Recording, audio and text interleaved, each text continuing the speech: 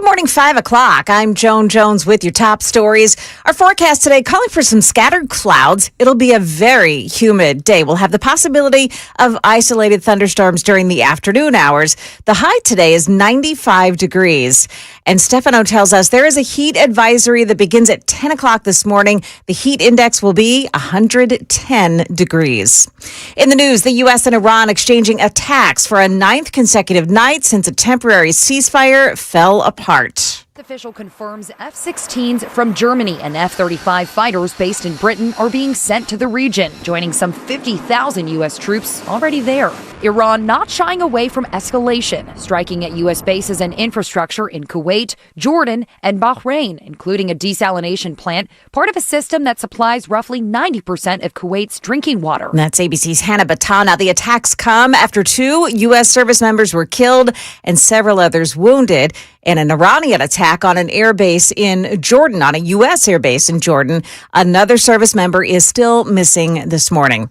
A major lawsuit targeting one of the world's largest social media companies begins today in Nashville. Tennessee Attorney General Jonathan Skrmetti is suing Meta, the company behind Instagram. The lawsuit claims the tech giant spent years studying teenage brains and created features to make kids addicted to the app. It also alleges Meta knew excessive use could lead to mental health problems. That's Channel 4's Danielle Ledbetter. Now, the state wants to ban Meta from using those design features, and it's seeking civil penalties. For its part, Meta says it provides safe, age-appropriate defaults for teens and simple tools for parents.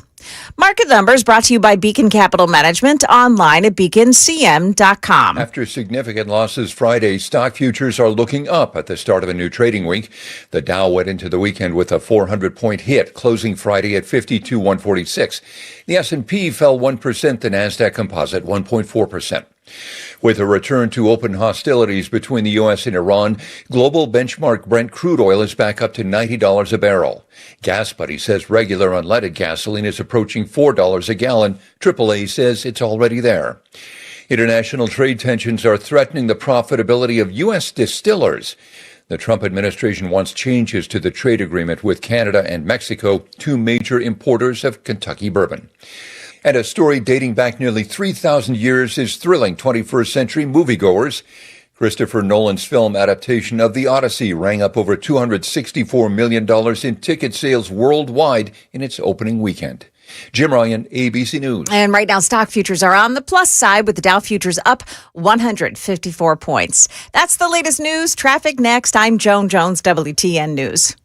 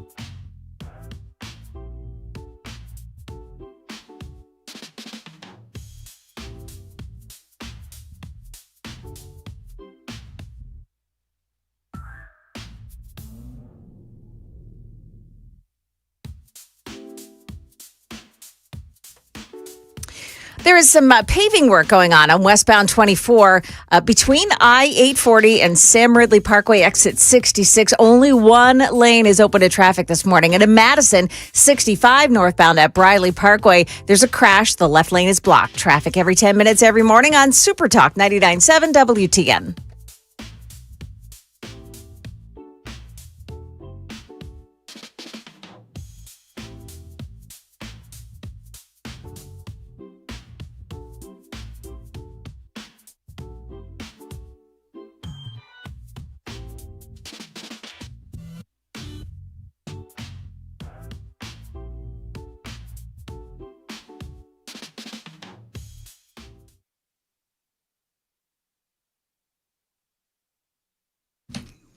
.506, Nashville's Morning News on Super Talk 99.7 WTN. Good morning to your friends. Happy Monday, and hope you are doing well.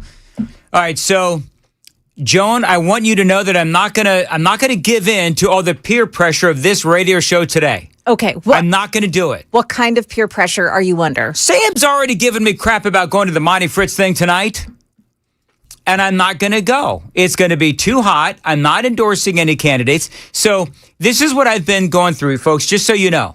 And I love the people that I work with. I forgot my hats today. So Joan says, "Hey, why don't you wear a Monty Fritz hat?" We got like 5 of them in the in the other studio.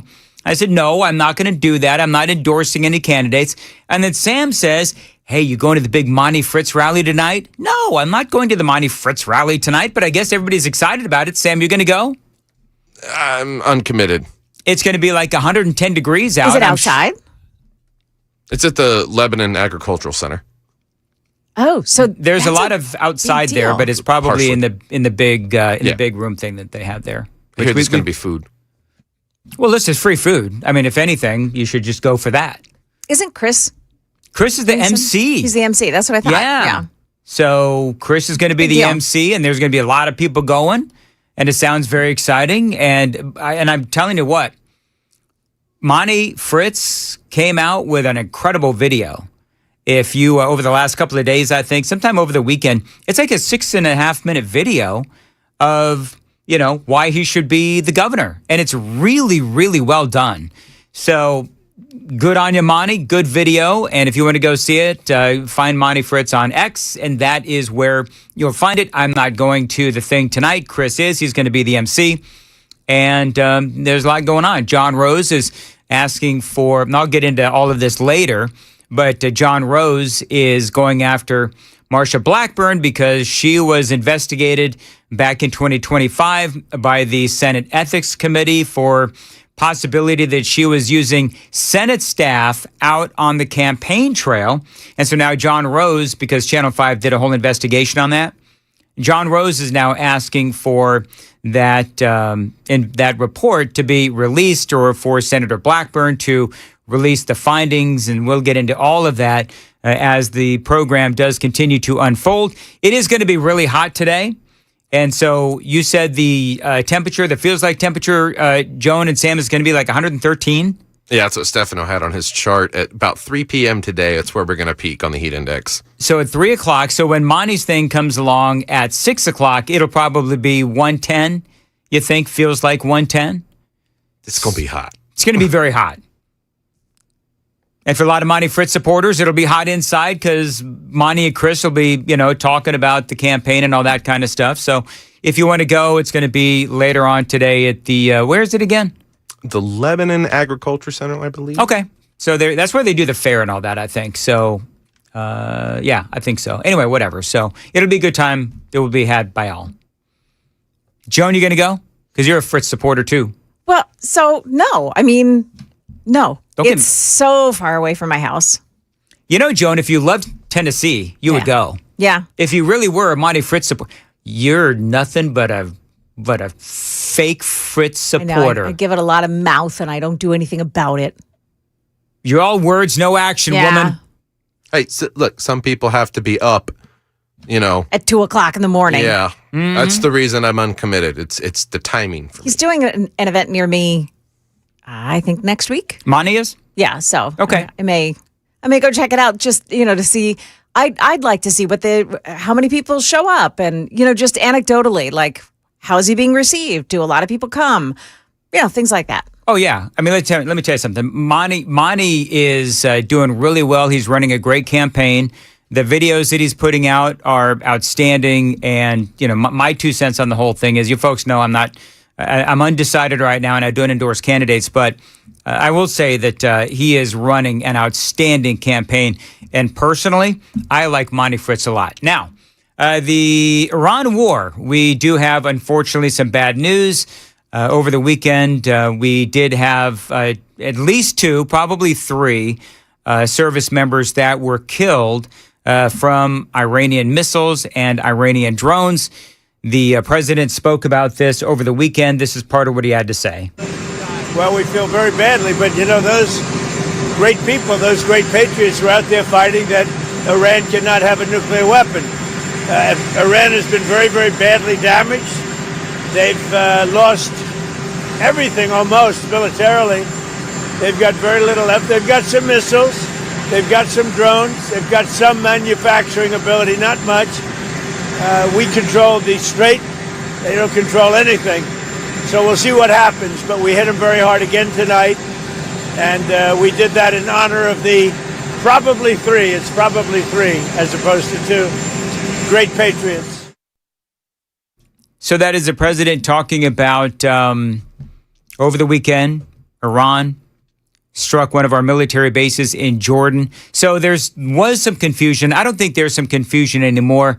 There were 2 that were killed that we knew immediately. There was remains found of a 3rd in one of the blast zones, and they're trying to figure out exactly what happened. But I think most people are saying that 3 have been killed, 4 others injured. This happened overnight Friday into Saturday. So now, of course, is what we do. We've been blasting them, as we have been anyway. The president, again, talking about that. The Iranians have been threatening to strike back, and they did, of course, again, over the weekend, killing 3 of our service members, 4 others injured. This marks the 15th, 16th, and 17th deaths in the now 4 months and 3-week war. So we're almost up to 5 months. Since the memorandum of understanding was breached, we've been fighting for over a week now. And so this is basically the on-again, off-again war, definitely on again. Iran actually came out now and they said, this is the dumbest thing ever. Iran came out and they said that they will no longer be abiding by the memorandum of understanding. Well, no crap. I mean, they broke the memorandum of understanding when they bombed those ships in the Strait of Hormuz over a week ago. So then we started going after them, and now we've been taking out their power plants, their bridges, and other infrastructure. By the way, how much does it suck to be an Iranian right now? They were actually told to stop using air conditioning in Iran to alleviate some of the pressure on their grid, because we've been taking out their power plants, their bridges, and their infrastructure. That's how much it sucks to be in Iran right now. Temperatures rising to well above 100 degrees in Iran. Hey, can you look, Sam, in Iran, is it a dry heat? Or does it get like humid in Iran? I would imagine it's a dry heat, but I have no idea. Do you have any idea, Joan? In Iran, I think it's dry. Is it a dry heat? I think. Okay. might be the amount of sand they're surrounded by. Yeah. Might have something to do with it. Listen, I'm just asking a question. That's what I do. Yes, most of Iran has a dry heat climate. Okay. It is predominantly arid or semi-arid. So we had the 3 service members killed in Jordan over the weekend. Iranian drones also hitting Kuwait, other allies in the Middle East. You heard the president say, and I know that this is frustrating for everybody here that listens to the radio station. Every time I talk about this, I get hammered on the text line. You heard the president say that we control the Strait of Hormuz. We don't really control the Strait of Hormuz. What we actually control is Iran's ports. That's what we control. But Iran still has the Strait of Hormuz severely, severely restricted. So that's a big part of the problem. That's why, and I'm driving into work today, and my favorite gas station, the prices are going up again and again and again But you go to the Strait of Hormuz tracker. You ever do this, Joan? It's actually really interesting. Sam, you ever go to the Strait of Hormuz tracker? Where you can see the ships moving around the strait? You can see the ships moving around, and they'll tell you how many ships are getting through and so forth. It is just a fraction of what normally goes through the Strait of Hormuz. And so, and I've explained this 1,000 times, the ships are having a hard time getting insurance. That's the problem. So the big question is, okay, so why can't the ships get insurance? Well, the ships can't get insurance because Iran is threatening to take out the ships. And so the insurance companies are like, we're not going to insure you. So then the ships can't sail through the Strait of Hormuz because they don't have insurance. So that's how Iran is impacting the Strait of Hormuz. So now what we're trying to do is we're trying to take out all of the drone and the missile sites that are along the Strait of Hormuz so that they won't bomb the ships. The problem is that a lot of these drones that are coming in, well, they're like mobile. I mean, you can put a bunch of drones in the back of a pickup truck, I guess. And so that's part of the challenge that we're having is how do you take them out? We don't even know where they keep the drones. The other problem, by the way, is that you've got all of these different sites that are holding the drones. So, I mean, we've got our work cut out for us. This is a big problem. We've got a lot more straight ahead. It is 5:16. Time to check the roads on WTN. All right, so we have that problem this morning on 40 westbound, the downtown split, right at I-24 downtown. There is a stalled out cement truck, and the right shoulder is blocked off by it. Madison, a crash on 65 North at Bradley Parkway. The left shoulder is blocked.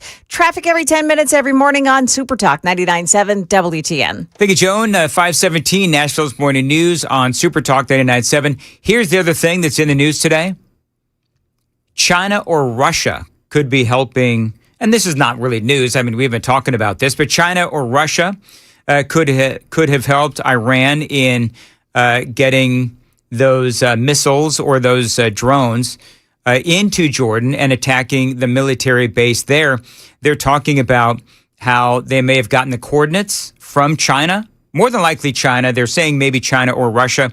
More than likely, though, it is China that gave Iran the coordinates so that Iran could hit that military base in Jordan. This is a Republican out of West Virginia, Raleigh Moore, talking about China helping Iran. This is how we, by the way, end up devolving into World War III. The precision in which they were able to strike sensitive targets within Jordan.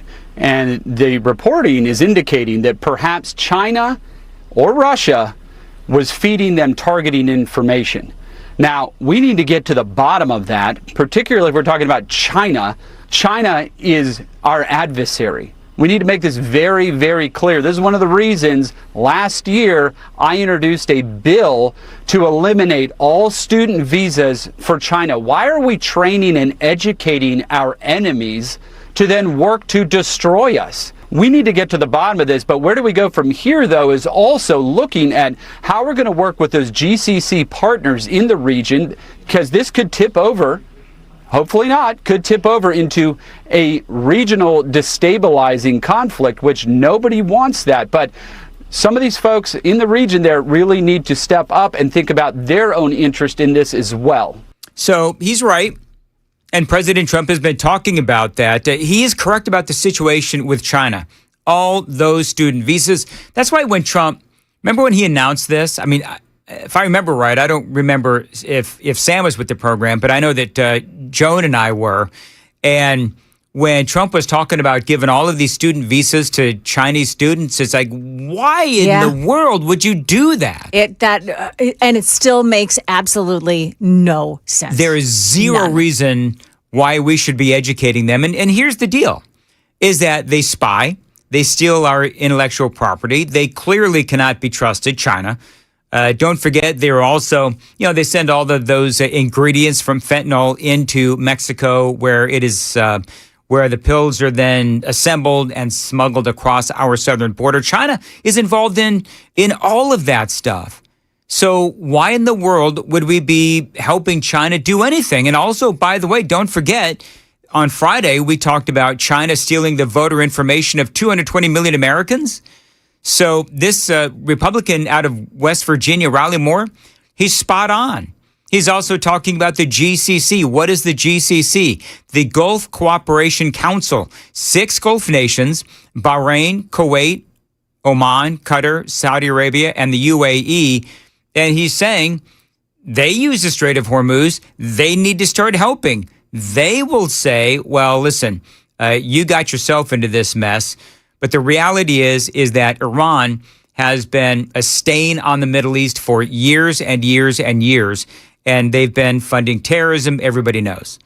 But this is how this whole thing could, again, be devolving into World War III. We figure out China has been helping with coordinates. That could be real bad. Now, are we going to actually start attacking China? No, I don't think that's going to happen. But you never really know. And apparently the accusation is that China or Russia have been helping with targeting assistance, coordinates. This is from the Wall Street Journal. Iran's ability to hit sensitive targets also has raised concerns that the regime is getting targeting help from China or Russia, according to, yes, the Wall Street Journal. None of this is new. Remember that China also buys Iranian oil. They supply Iran with drones and missiles as well. So there is zero doubt that China is helping Iran and has been helping them for years. And that has been one of the main frustration points of Donald Trump. So now the Washington Post has this headline: the U.S. teeters on return to all-out war with Iran after more troops killed. I mean, I think we're already at a point of all-out war with Iran. Oh, I haven't put boots on the ground yet. Well, no, I don't think we're going to put boots on the ground. I think that we have other options besides that. And by the way, that's where that G6 comes in, where Donald Trump and J.D. Vance have both said that those Middle Eastern countries should actually be the ones that are putting boots on the ground. We'll see how that works out. But, you know, I would prefer to get this over with. I think we did a Daily Dan poll a while ago where it's like, can we just pull the Band-Aid off? Can we just get this done? You talked about during the break or whenever that was, you talked about dropping EMPs. An EMP. I was going to say UAP. I don't. Well, that's what they would think is happening, right? They're standing there and something falls from the sky. Yeah, but an EMP, take out the power grids and take out basically anything with electricity. That would also take out their internet, obviously. Mm-hmm. And anything with a computer chip. Anything with a computer chip. That's exactly right. So President Trump telling News Nation in what the outlet said Sunday was a brief telephone call that he could not care less about Iran's announcement that it would no longer abide by the bilateral memorandum of understanding reached a month ago. And obviously the next move is all about Karg Island. I mean, that's if we really want to destroy Iran's economy. Most of their oil goes through Karg Island. Some people are talking about how, again, these Middle Eastern countries need to take Karg Island while we control the air. That is another option as well. Energy Secretary Chris Wright has said that one way or another, we will get control of the situation. We did a pause to try to get an agreement with the Iranian people to allow oil to flow without them attacking it. They've proven unwilling to do that, and we've pivoted. Now what we're doing is assuring that oil and gas and other products can flow through the Strait of Hormuz with or without Iranian cooperation. And we've continued to degrade their offensive military capabilities. The president is always looking for the diplomatic off-ramp. President Trump wants to end it with a peaceful agreement with Iran, but it takes two parties to do that. If they're ready to do that, that's the way it'll end. If not, we will continue to assure flow of traffic through the strait without Iran's cooperation. Well, we know that Iran is not going to cooperate. We need to take out all of those missile and drone sites the best we can that are around the Strait of Hormuz so that those ships can begin to pass effectively and ships will be safe and they'll be able to get insurance because, of course, our gas prices continue to go up. It is 5:24 on Super Talk 99.7 WTN. Dan Mendes here. Joan Jones is in the newsroom. Sam Rutherford is producing. Joan has the news at 5:30. Joan. Yeah, ever wonder what 113 degrees weather feels like, you're not going to have to wonder anymore because our heat index is going that high today. We've got more details in the forecast to come here at 5:30 on Super Talk 99.7 WTN.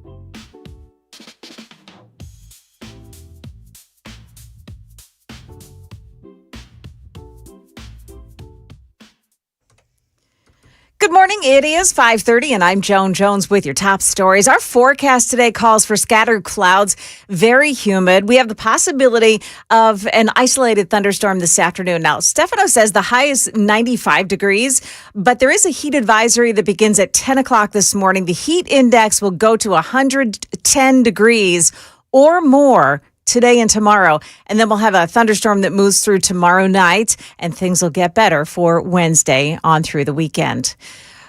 In the news, 17 U.S. service members are now confirmed to have been killed in the Middle East since the start of the war with Iran. The latest casualty in Iraq, where the military says a service member was killed when an Iranian drone that he was attempting to disarm exploded. 2 other Americans were killed by an Iranian airstrike in Jordan. For the 9th consecutive night, the U.S. military has been launching strikes on Iranian targets, now singling out the Revolutionary Guard, which the U.S. says is responsible for targeting American troops. Iran striking back on U.S. bases in Kuwait, Jordan, and Bahrain. Video circulating online appearing to show projectiles raining down on a U.S. base in Jordan. That is ABC's Allison Kosick. Another service member remains missing. A Memphis woman is due in court today after shooting to death a man she found hiding under her kid's bed. Action News 5 in Memphis. 36-year-old Kendra Scott, no relation to the company, has been charged and arrested with first-degree murder and employing a firearm during the commission of a dangerous felony. Her bond has not been set. Now, police say that the child had invited the man into the home, opening the back door for him at 1 o'clock in the morning.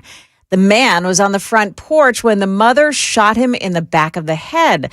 She's been charged with first-degree murder. Police say there was no threat to the mother or anyone else at the time of the shooting.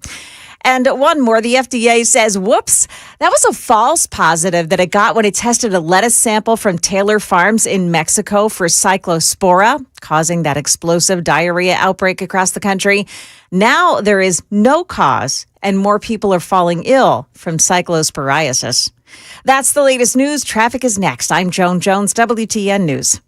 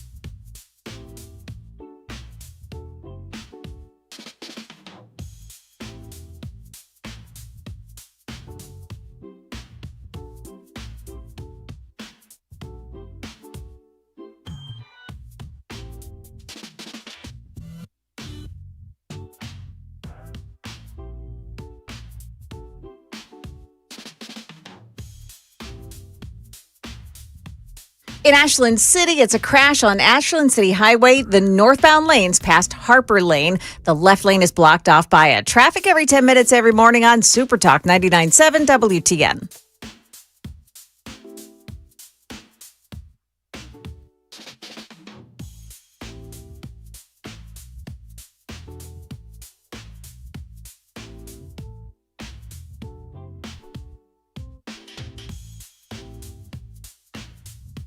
.536, Nashville's Morning News on Super Talk 99.7 WTN. Super text line is open, 615-737-9986, 615-737-WWTN. So, Joan, you know I did that Red Eye Radio thing over the overnight there? Oh, yeah.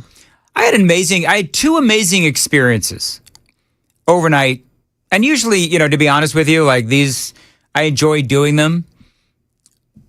They're usually pretty non-eventful. Yeah. I mean, I hope that they're non-eventful because if I screw something up, they become big events. Luckily, I've been able to avoid that.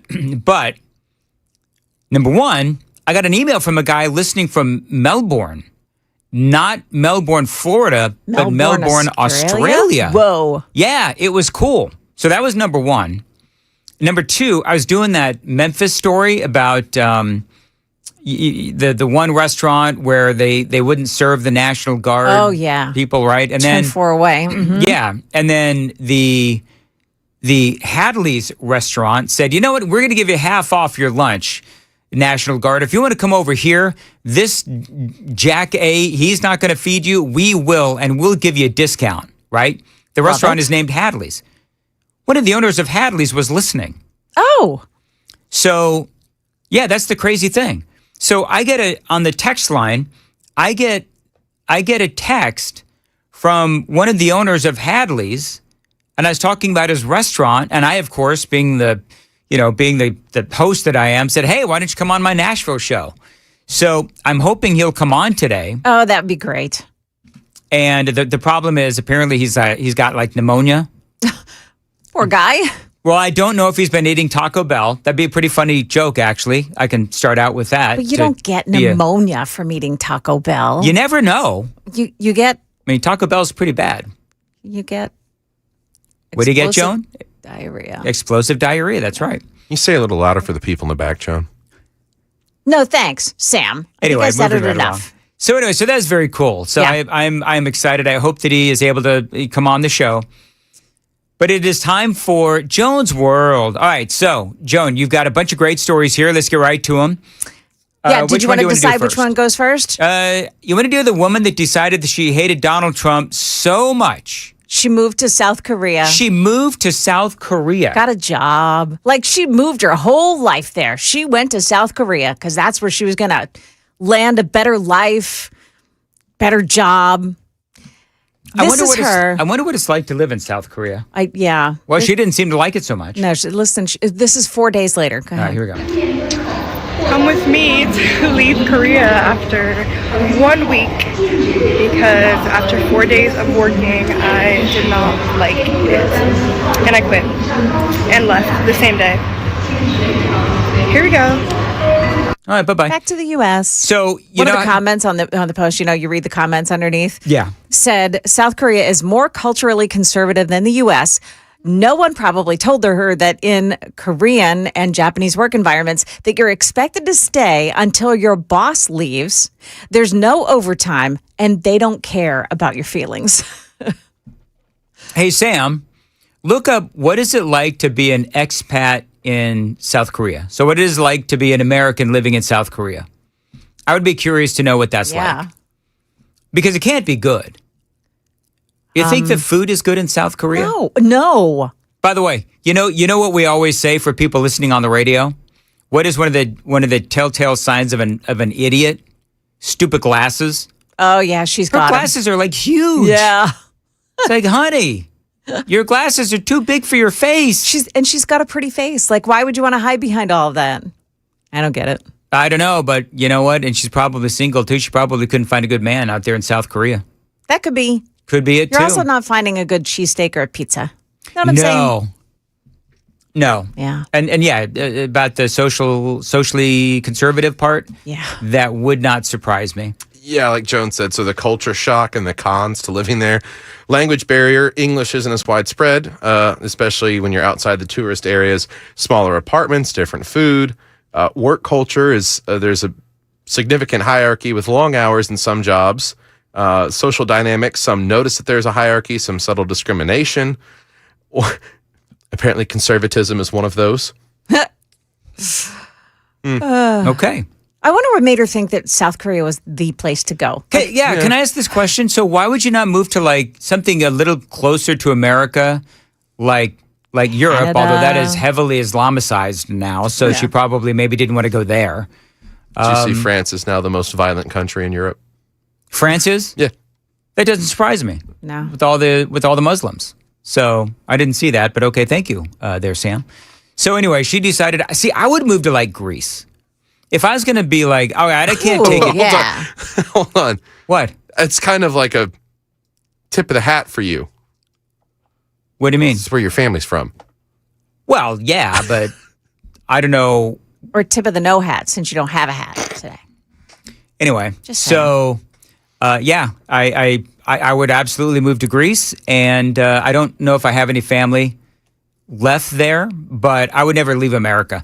Even during the reprehensible Biden administration, I never once. Have you ever thought about like being so disgusted with America that you would actually leave the greatest country on earth? No, because we live in the greatest state in the union. That's exactly right, Sam. We do. We do live in the greatest state in the union, and I would never leave. I mean, it'd be hard for me to leave Tennessee. I'd never leave America. So, but you know, that the fact that this woman was so TDS'd that she thought, I'm going to pack up and move to South Korea. You know what that actually does? It shows you just how dumb they are and how emotional and irrational they are. Anyway, moving right along. So speaking of dumb and irrational, Don Lemon is in the news. Well, it's really not Don Lemon. It's his guest. He had on Harry Sisson. Mm-hmm. I can't stand that punk. Yeah. He really is a punk. He's, every time I see him, I like, it's irrational how angry I get. Have you ever thought about moving to South Korea? I have not. Okay. I would like Harry Sisson to move to South Korea. I was about to say, I've thought about packing him in a box, poking some holes in it, and catapulting that thing off of our continent. So here he is on Don Lemon Show saying that he wants to fight anyone in the Trump administration. Yeah. Like if Stephen Miller would agree, or one of the Trump children, or like anybody in the administration, I want to fight them. God, you know what? That I would go paid to see on the White House lawn. That's what I'm saying. In the UFC. Why are we doing the UFC event? Why don't we just settle some political beef? I'll take. All right, so I would like him to fight RFK Jr. Yes. RFK Jr. would take his lights out in a second. Or if I'm Trump, I'll play the rest of the soundbite. But if I'm Trump, I get like Joe Rogan to be like ambassador to whatever nation you want to pick for a day and have him step into the ring with Harry Sisson. Is that his name? Yeah. Yeah. So how great would that be? Yeah. But why?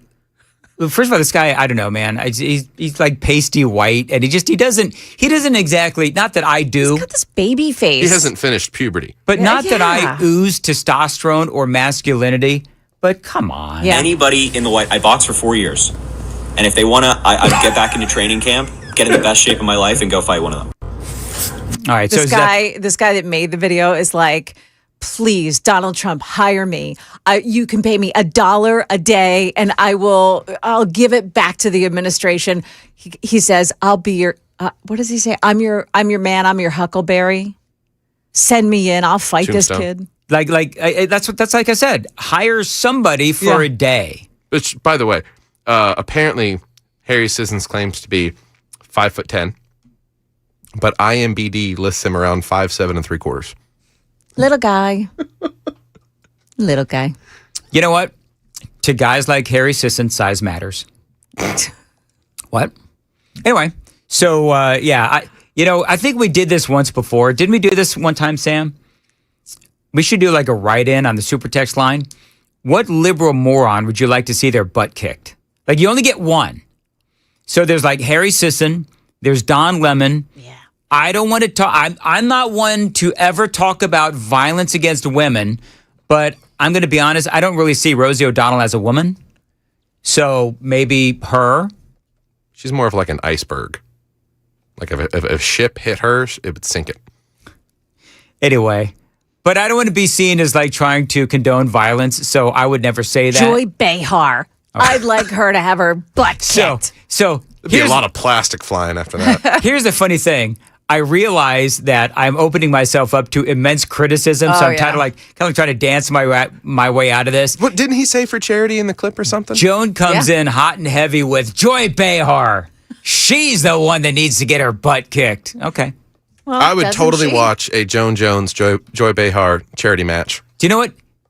We wouldn't even need Mud to watch it. What, who said Mud? Bare Knuckle. What? No, you know the joke. You know the joke when two women. Maybe that's just a me thing. Yeah, it's probably just a you thing. You're revealing a lot about yourself. You know when we talk about. Okay, Sam, back me up here. No. What? No. You back me up. Anytime guys talk about women fighting, you always throw in the guy joke about you got to throw in some mud. So that is women mud wrestling. That must be a generational thing. Sam. Because for my generation, what we say is someone go get the kitty litter. Oh, you know what? Somebody said on the super text line said that President Trump should hire Tyrus. Yes, Tyrus from the 5. Yeah, Fox he'd News. Kick he would look like Harry Sisson would look this big next to Tyrus. Mm-hmm. Well, Harry's. Harry Sisson. I boxed for 4 years. Okay, whatever, dude. How about who would like to see Justin Pearson get his butt kicked? I have said on this station before, if Mr. Pearson wanted to raise some money for charity, I'm all about it. You go after him? Mm-hmm. Yeah. He'd do that dance like he did on the stage and frighten everyone. The what did I call it? The I gotta pee dance? Yeah. Whatever it was? The bird has to pee dance. Yes. Exactly. All right. Let's see here. We should probably move on. Okay. So this next one is it's an actual story out of Texas. This guy, his job, by the way, is like picking up and delivering and picking up porta potties. And there's a gig. Yeah. So he goes down this street and he sees a 15-year-old girl. Now, he thought it was a woman at first, but she's being beaten by a guy. So then he goes and rescues the girl. Listen to this. Joan, I don't think you sent me the right video. Oh, no. Are you looking at what I'm looking at? It's just a POV of somebody getting into one of those water slides where the bottom drops out. It is like hugely fat. No. What have you said? Okay, I just got to watch this, but you know what? Contours can help this guy.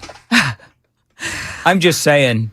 They could strap red light technology to that capsule. So do you know what this is, Joan? I do. I was watching this video, so I sent Yeah. the wrong video. This is some ride. Yeah. You don't want to play the video or the audio to this. I'm not. It's a capsule. It goes it closes around him and then it shoots him through this maze. Yeah. You never done a slide like this? I've never done a slide like a water slide. This is a water slide, incredible water slide. This would make me so claustrophobic. Yeah, well, that's okay. And so, are you still playing? Yeah, it's still going. It's playing on. Okay, here he goes. And he's ready. It's going down a tube, and okay, I'm sure this is. It's long, and you go through this tube, and there's you go through sections where it's dark, and then all of a sudden you come out into these flashing lights, and it goes on and on and on. Eventually, it dumps him out into a whirlpool. And he's going around and around in the whirlpool, and it even the whirlpool dumps down into another pool. Where is this? I don't even know. That's why I didn't want to add it because I couldn't really. Well, now I need to know where it is. Yeah. Well, okay, Joan, you sent the same video. Joan sent the same video twice. I did. Joan sent the same wrong video twice. Goodness. Here's the good news, Joan. Yeah. I'm here to save the day because I actually happen to have the Justin Bieber video where at the World Cup he was singing. What's the name of the song? Something Hallelujah. Okay, this is Justin Bieber who did an incredible version of Everything Hallelujah. Listen to this. Good morning, curtains dancing in the sunrise. Baby's crawling on the store. I mean, that's amazing. And he looks very sober. He looks very good. I've sometimes I give up on the guy. You know, you see these bizarre videos of him. Yeah. But And maybe we find love in this moment. I know it's funny. The entire crowd, to be honest, seems a little mesmerized. Yeah. This is the halftime show, by the way. Yeah, So you know, they're a lot trying of to do the halftime show like the Super Bowl now with the World Cup. So Madonna was there. Here is what ABC had to say about it. They called it a bizarre halftime show because it had Madonna, Shakira, Chris Martin, the Muppets, Justin Bieber, Jason Sudeikis appearing as Ted Lasso. It was like this mishmash of like acts, and they called it bizarre. And then you listen to Justin Bieber, and it's like, there's nothing bizarre about that. That's So I've got the audio for it. This is bad. She's campaigning for Justin Pearson for Congress. Which we can make that charity fight happen any day of the week, Justin. Just let me know. And it just gives Kamala vibes. We cannot afford to leave Tennessee behind. We cannot afford to leave Kentucky behind, Alabama behind, Mississippi behind, Georgia behind, South Carolina behind. Oh, good Lord. What up? wonder if she has a top, what is it, seasoning? No, what did Hillary Clinton have? Some hot sauce. Does she have in her any purse. hot sauce in her purse? Yeah, I mean, well, she's in Memphis, so she probably has some barbecue sauce. Yeah, maybe. Not hot sauce, maybe whatever. She's got some people standing behind her holding yard signs that say "Healthcare for All" on them. Wow. I mean, maybe in the next hour, I'll do my segment on what the socialists, the Democrats, socialists, communists stand for. Ugh. Because they came out with their official policies. Yeah. And it is a horror show. And the chairman that they interviewed, his family immigrated from Peru, and he had the audacity to blame the collapse of Peru on capitalism. Yeah, what a moron. Okay, so, and Joan, I sent that to you. So coming up right after the news at 6, I'll do it right after the news at 6. Okay. This dude, I don't know what's more like moronic, what he says or what he looks like. Because he looks like he's got like the hugest man bun I've ever seen. He's got like a Pepe Le Pew kind of porn stash. Like if Pepe Le Pew was in a porn movie with a porn stash, that's what this dude looks like. He looks like Temu Bad Bunny. Okay. Temu Bad Bunny. Okay. I suppose so. Yeah. But, I mean, what he says is so incredibly stupid. We'll go into that and a whole lot more straight ahead. 5:55. Joan's got the news coming up at 6. Joan. Yeah, the latest on what's happening in Iran this morning. It's coming up at 6 on Super Talk 99.7 WTN. Thank you, Joan. 5:54 in Nashville's Morning News on Super Talk 99.7 WTN. The Super Text line is open, 615-737-9986. 615-737-WWTN. Joan, real quickly, can you tell me real quick what the weather is going to be like today? Yeah, so it's going to be ugly. We've got scattered clouds today. It'll be super, super humid. Now, our high today is 95. Tomorrow, it's 98. So because of that, there's a heat advisory that begins at 10 o'clock this morning. The heat index goes to 110, maybe even more at some points today and tomorrow. It's going to be a couple of ugly days in a row. Hey, it's Dan Mandis for Busy Bee Plumbing, Heating, and Cooling. Always so community-minded. I love this. What they're doing right now through the beginning of August, it is their back-to-school drive for kids heading back to school. So you donate pens or pencils or notebooks, paper. They are going to give you $50 off of any service. Busy Bee Plumbing, Heating, and Cooling. You can check out all the details on the website, busybeehvac.com. Now, while you're at the website, you can also check out great deals on plumbing, HVAC, and indoor air quality. Plus, the Beehive Club is always a great option for keeping your HVAC maintained over the long run. So you're actually saving money by keeping your unit running at peak efficiency for maximum comfort. You buy a membership this month, you get a free one to give to a friend. Gotta love love Busy Bee Plumbing, Heating, and Cooling. Call them, tell them Dan Mandis told you to reach out. And don't forget $50 off any service when you donate school supplies. All the details at their website, busybeehvac.com.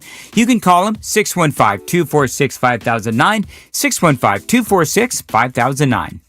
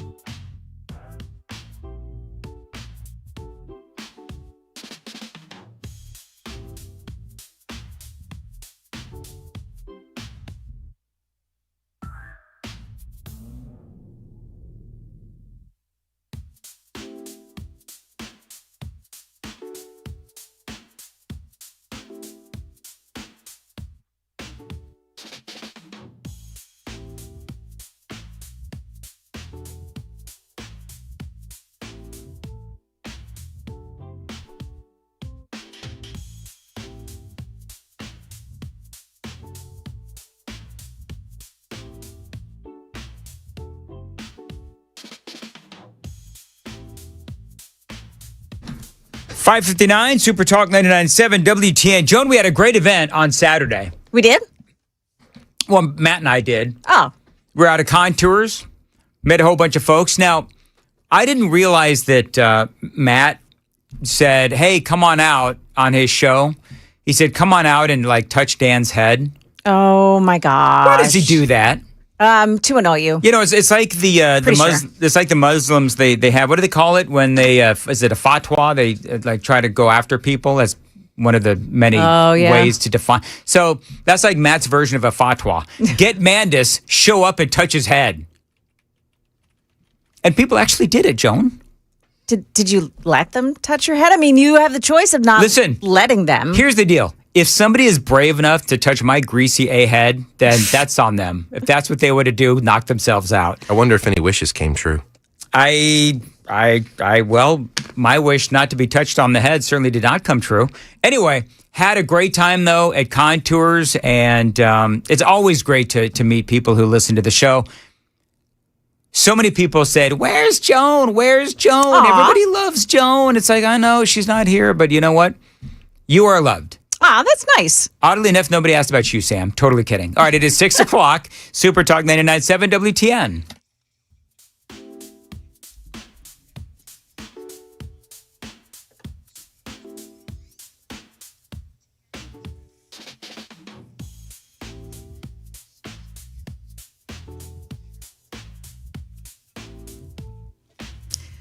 Good morning, 6 o'clock now. I'm Joan Jones with your top stories. The U.S. and Iran exchanging attacks for a 9th consecutive night since that temporary ceasefire fell apart.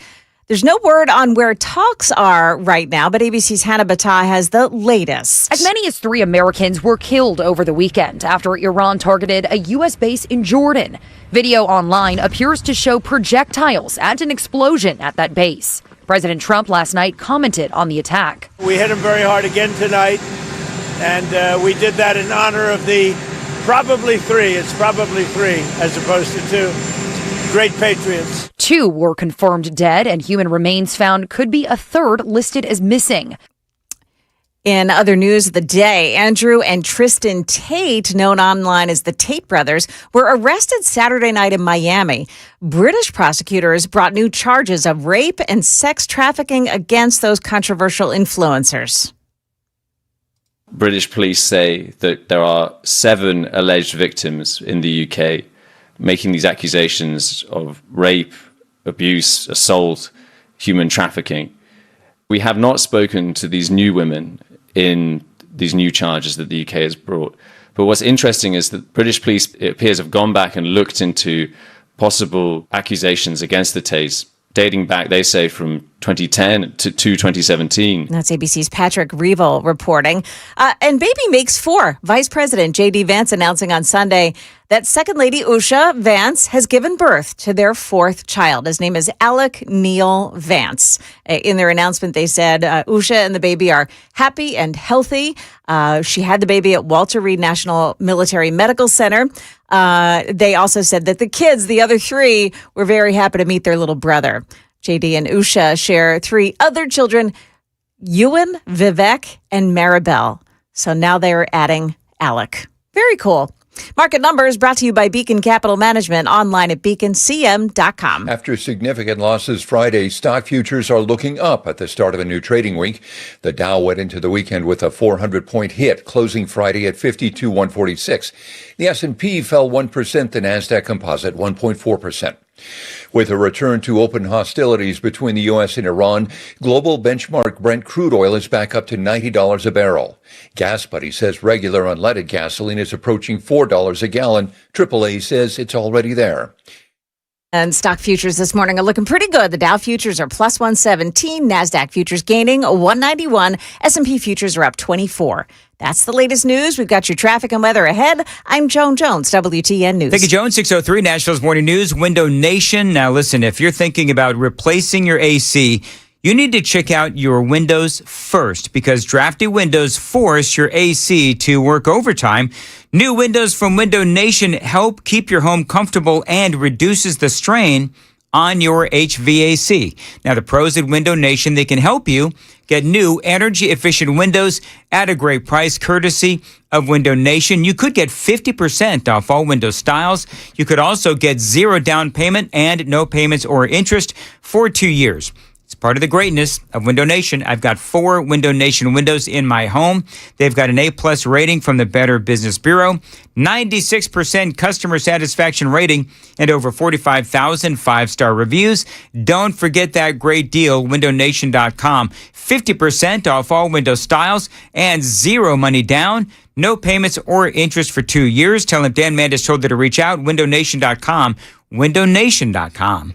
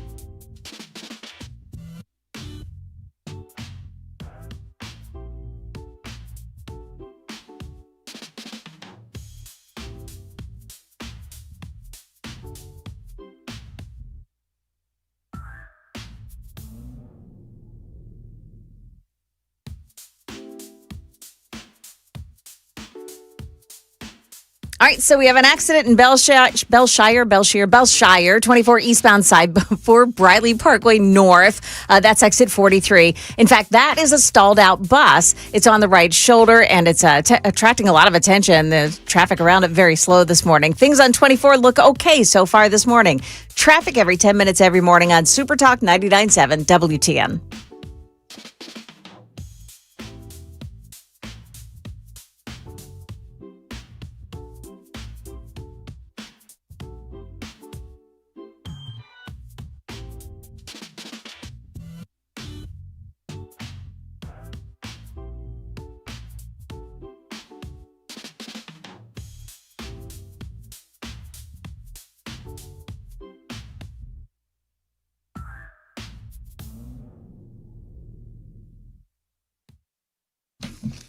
6:06, Nashville's Morning News on Super Talk 99.7 WTN. Welcome on in. Hope you're doing well.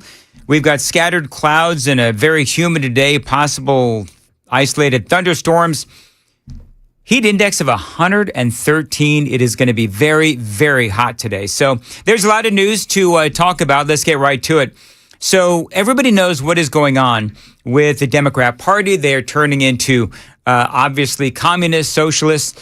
Some people now are calling them confiscators because of what they want to do with private property. And we're going to get into all of this. I do want to play you a piece of audio. I think this is an incredible piece of audio. This is the head of the DSA, the co-chair of New York City's Democrat Socialists of America. If you're watching on Super Talk TV, his first name is Gustavo. I think his last name is Gordita or something like that. What is it? Gustavo, what is his name? I know we were talking about Taco Bell earlier, but come on. Gordilla. Okay, big difference. Gordilla versus Gordita, whatever. Or I'm sorry, Gordillo. But Jonah, Stop how with would the accent. It's Gordillo. Okay. How would you describe this guy's look? Like I said that if Pepe Le Pew were in a porn movie, it would look like this guy. He's got a big old man bun. And by the way, man buns are fine. My friend Robbie Starbucks has a man bun, but this guy's got a big old man bun. It's greased back. He's got a really thin mustache as well. And so he looks kind of silly. He looks like I would expect a socialist to look. Yeah. But what he has to say is even dumber. Yeah. And here's part of what he has to say. They're talking about what is going on with property in New York. The problem we're facing in our housing system is that we talk about tenants and we say they have to pull themselves up by their bootstraps. They have to be responsible financially. But when we look at the landlords, we don't use those same standards. Landlords in New York have been making a 12% return on their investment on average. How much should they make? What's fair for the landlord to make if you don't like 12? They're complaining that 12 is not enough. And we don't think that anyone should have a constitutional right to double-digit returns on their investment. That's why we've implemented... No one should have a right to a double-digit return on their investment. No one has a right. That's not... No, what are you talking no about? One's in that's not in the Constitution, but what we see is that when we implement a rent freeze, we have landlords who are crying that the government is going to put them out of business. They're trying to run a business, and they're trying to do it effectively. Are all landlords perfect? Are some landlords lousy? Of course they are. So basically, his point is that no landlord or no business should have, and I'm air quoting this, double-digit returns. Let's not forget, like in the real estate business, and I've rented out my own homes before. So here's the thing, is that if you're a landlord, you own these apartment buildings, then you've got to make repairs. So if you are only allowed by the Democrats a certain profit, if they allow you to have any profit, well then, number one, if something breaks, you've got to be able to fix it. And so ultimately what they're looking to do, I think this is part of what they're trying to do, is they want to say, okay, so you are only allowed a very, very, very minuscule profit, if at all, on your apartment building through rental controls and that kind of a thing. But if something breaks, then the owners of the building, they're not going to be able to fix it because they don't have the money to fix it. Then the government, the New York government, will come in and take over that property. It's all part of property confiscation. But do you know what else is going on in New York right now? Rents are skyrocketing. So Mamdani has put in some rent controls on some apartment buildings and some apartments. But here's the problem. What that does ultimately then is the apartments that are not rent controlled go through the roof as far as the rentals go. And so that's a big problem that is happening right now in New York. So for, the Democrat Socialists of America, it's like everything that they do, they don't understand that there is a opposite reaction to what they want to see happen. Incorporate price controls on rental units in the city of New York. Okay, then the rest of the rents are going to go and skyrocket.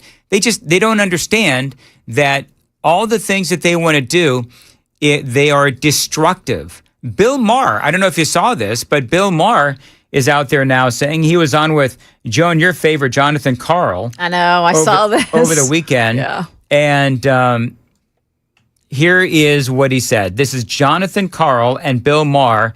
After Bill Maher said to J.D. Vance, yeah, you know what? My vote is in play. You told J.D. Vance you're open, your vote is up for grabs. Yes, my vote is in play because it can't be Trump running. So I'm not living in communist America. I mean, I know the talking point is that, well, it's not communism, it's socialism. Okay, I've read the quotes from the DSA platform, from their own mouths. Don't tell me I'm not seeing what I am seeing. And DSA, again, they say things like, takeover of key industries, government. That's communism. There is a definition. By the way, Trump's doing that too. Of course. Yes. And to a degree that we haven't seen any other president, Democrat or Republican, do. That's crazy too. He's got a piece of intel, right? A piece of the AI companies. He treats everything like it's a real estate deal. So I love how Jonathan Karl, Bill Maher is talking about the communists, and then Jonathan Karl says, Donald Trump is doing that too. So I was trying to figure out what Jonathan Karl meant by that, and I guess there's a difference between what Donald Trump has been doing, which is the government has taken a piece of some of these companies, artificial intelligence and so forth. But the Democrats and the socialists and the communists, they want to completely take over industries. There's a difference between what Trump has done, which is basically investing, the Trump administration and the government investing in some of these companies, and what the Democrat socialists want to do, which is completely take over companies. There's a huge difference between that. And so we're talking about, by the way, energy, transportation, healthcare, and such.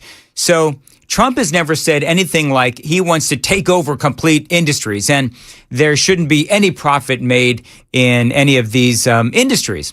That's not what the president obviously has done. Remember what the president is all about. The president has been all about, free market and deregulation. I understand tariffs is part of that discussion, but deregulation. He's always one of the big things that he's campaigned on is deregulation.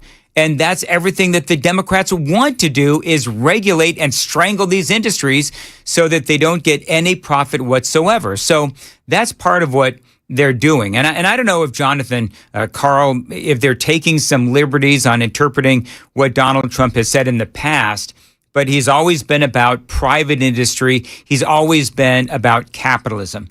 But last week, the Democrat Socialists of America came out with their official platform and their official ideas. And it's basically a bunch of ideas that Americans have come out and said that they are not in favor of. I've got that part of the story coming up. I'm not going to give you a big old laundry list, but some of this stuff is downright scary. I don't believe it'll ever happen, but you've got to know what the communists on the other side of the aisle are trying to incorporate into your life. It's all straight ahead. 6:15, time to check the roads on WTN.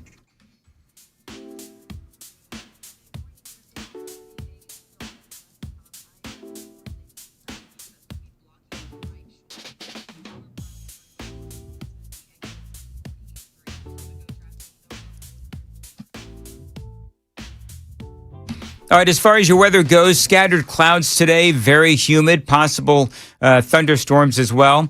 Going to be 95 degrees, but heat index is going to be up towards 113 degrees. Appreciate you listening to Nashville's Morning News on Super Talk 99.7 WTN. I want to play this audio for you real quick, this video for you real quick. This is Democrat Abdul El Sayed smearing ICE, smearing law enforcement as he talks about ICE, illegal immigration, open borders, and the like. ICE has nothing to do with the southern border. ICE is about normalizing paramilitary force on our streets. ICE is about weaponizing the idea of immigration against the Constitution itself. ICE cannot be reformed. ICE cannot be retrained. ICE has to be abolished. So there you go. The crowd, of course, going crazy. That is as far as what the Democrats, Socialists of America want to do. Abolish ICE really is almost number one on their list. Abolish immigration enforcement altogether. Support migration, which to me, it sounds like open borders. Opposing restrictions on migration because they say that it's racist to enforce our sovereignty. They don't necessarily, in their official platform, come out and say, that they want open borders, but they might as well say that they want open borders. They want to abolish the Senate. They want to abolish the presidency and have Congress elect a leader. They want to significantly reduce U.S. military spending. They are anti-Israel, supporting the Palestinians and Hamas. By the way, I love how they're like, we want to significantly reduce U.S. military spending. You know who wants to hear that? China, Iran, and Russia, and North Korea. They want to, of course, abolish the Electoral College. They want a new constitution supporting their ideas. They want to abolish cash bail because, of course, we know how well that worked out in Chicago. They want to reduce incarceration. They want to embrace these soft on crime policies. The other thing that they want to do, and I'm trying to figure out exactly how this would work, because a lot of this stuff is like pie in the sky. By the way, Matthew Hurt is going to join us at about 6:35. Worker ownership. So basically, and I use this example on Red Eye, I don't know exactly how this would work, but in a perfect world, it sounds like, and I'm just going to use an example like Tesla or Starbucks. So all of a sudden, are the baristas, if the Democrats get their way and they get the presidency, they get the Senate, they get the House of Representatives, suddenly are the baristas going to own Starbucks? Are the welders and the electricians going to own Tesla? The person or people who made the investment and came up with the idea or the technology and took the risk to build these companies, are they no longer going to be allowed to own it? I mean, it's all just, it's silly. It's bizarre to me. And none of it makes any sense. Higher taxes on the wealthy, of course, on corporations, the job creators. So the bottom line is that what these Democrats want to do is they want to fundamentally change America, which in my opinion means that they hate America. Now, these communists, there is a moment captured over the weekend. This was a State of the Union, and it is Scott Jennings and a Democrat out of the state of Illinois. Her name is Robin Kelly. And basically, part of what she says as Scott Jennings is talking about what it is that they want to do, which is fundamentally change America, is, Scott Jennings is basically saying that they want to destroy America. And this Robin Kelly, these Democrats keep saying, well, we're a big tent party, right? That's what they keep saying. This is a big tent party.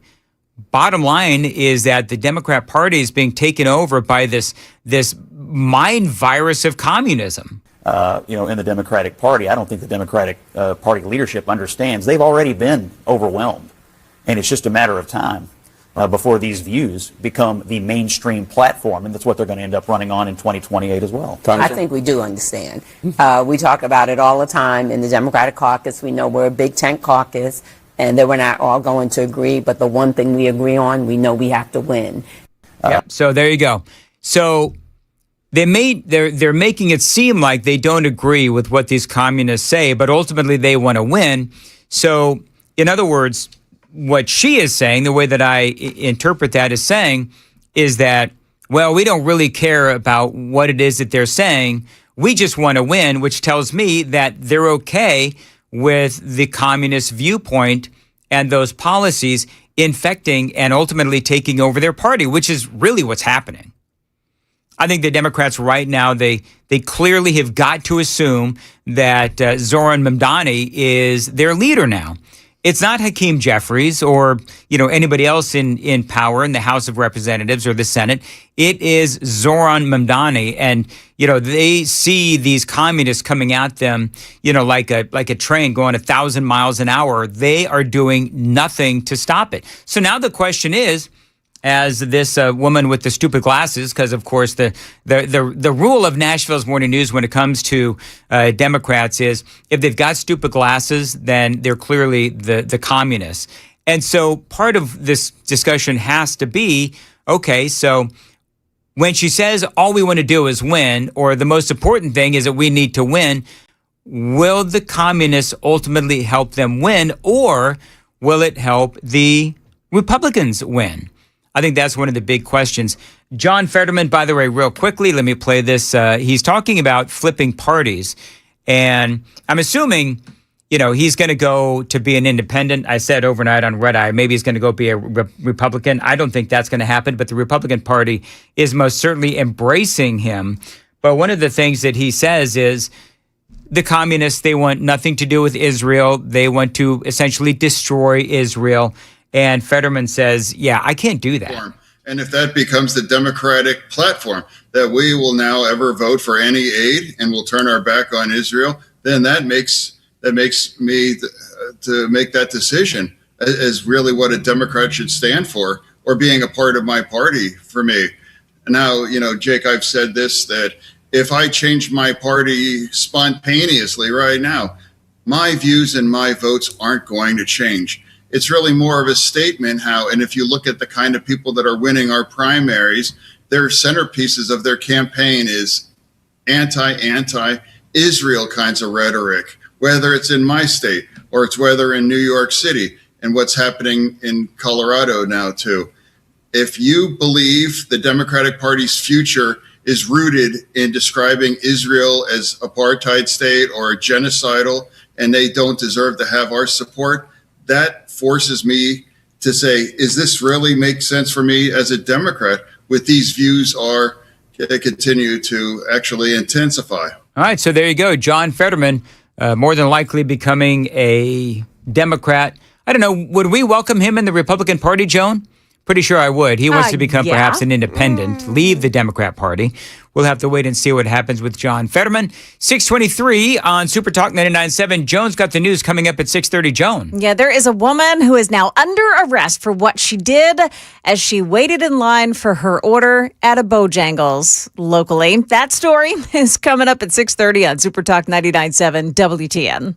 Dan Mandis, for my friends at the Glock store, well, there's good news and bad news. The Glock store's incredible O-Side VIP experience has sold out. That is the bad news. We told you that was going to happen. Now, the good news is the free O-Side Day on Saturday, August 8th is still on.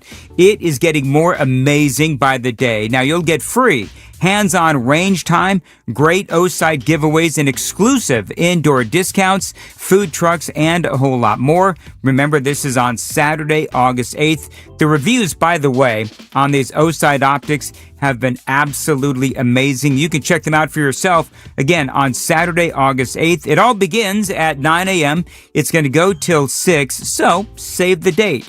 At the Glock store, I love this place. It is where I still go for all my guns, my ammo, and my training.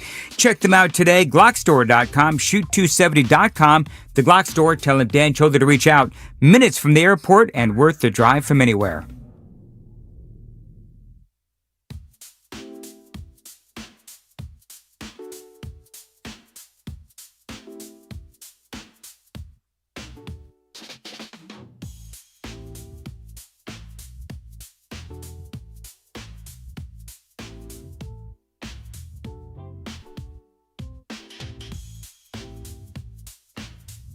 Six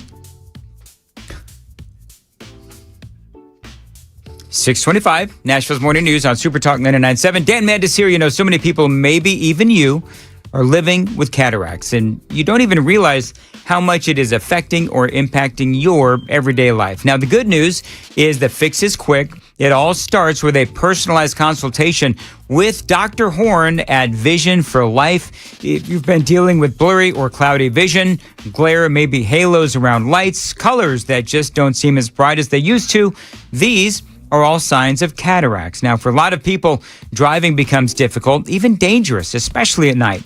Some people even experience double vision in one eye. Now, all of this, not something you have to live with. Cataract surgery these days, it is fast, painless, and the results can be truly life-changing. So don't wait.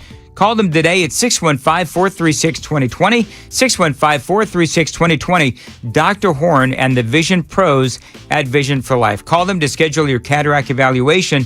with Dr. Horn. Find out if you qualify. 615-436-2020, visionforlife.com, and start seeing clearly again.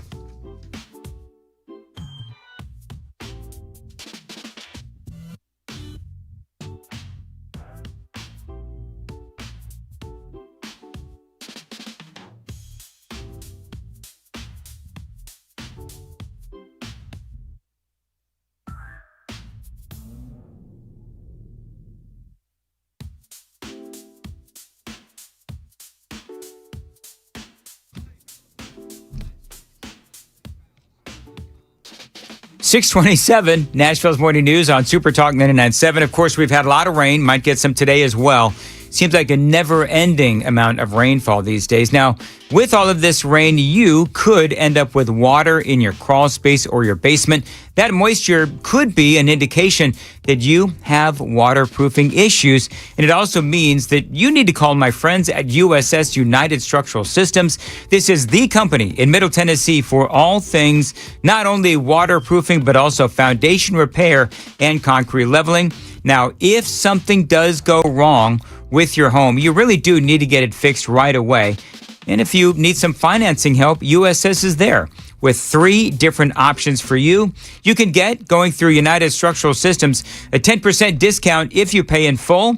Fix it now, pay it later with 18 months, no payment or interest, or you can choose 36 months, no interest, with low payment options for qualified homeowners. So call my friends at USS, 615-488-7855, 615-488-7855. Tell them Dan Mandis told you to reach out, USSTN.com.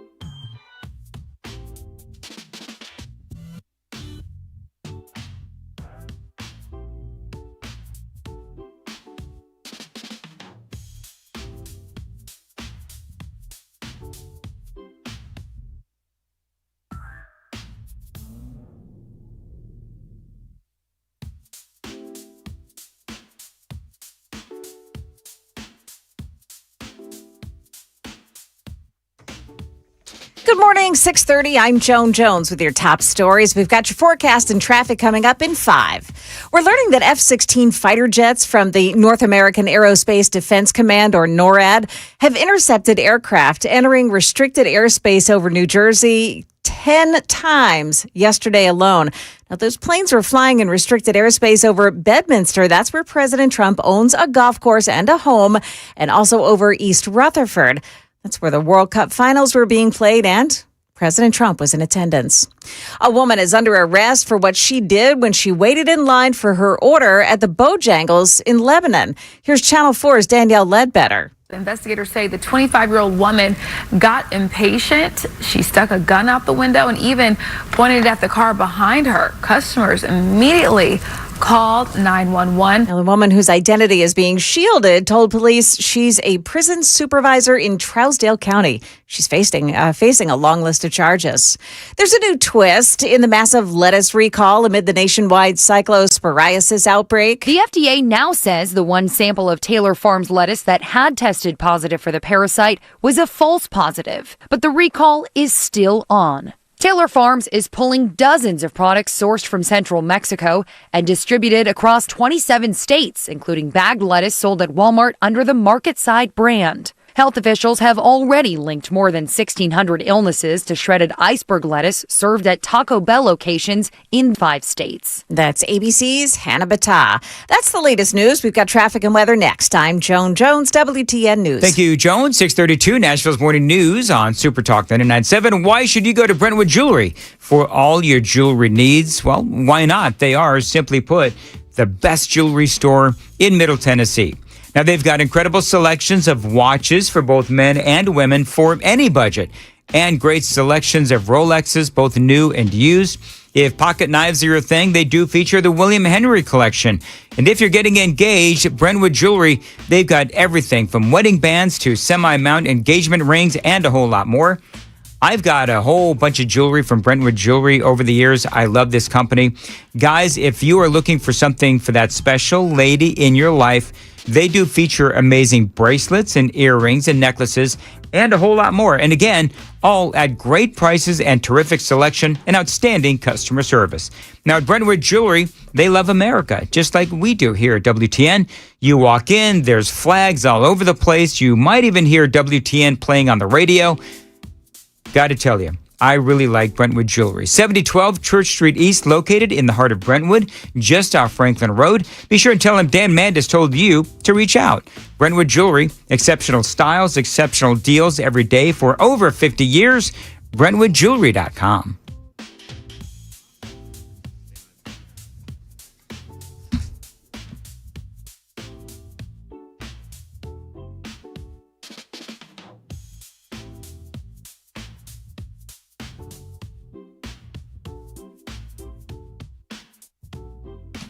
Dan Mandis here, lifelong dog owner, and I've seen all kinds of behaviors with my animals, and I bet you have too. If you've got a dog that needs some behavior training, my buddy Jeff and his crew at Ridgeside K9 Nashville, yes, they can help you. They can help your dog. They are the dog whisperers. That's what I call them. They've helped thousands of dogs and their owners over the last 25 years solve behavioral issues, and they can help you.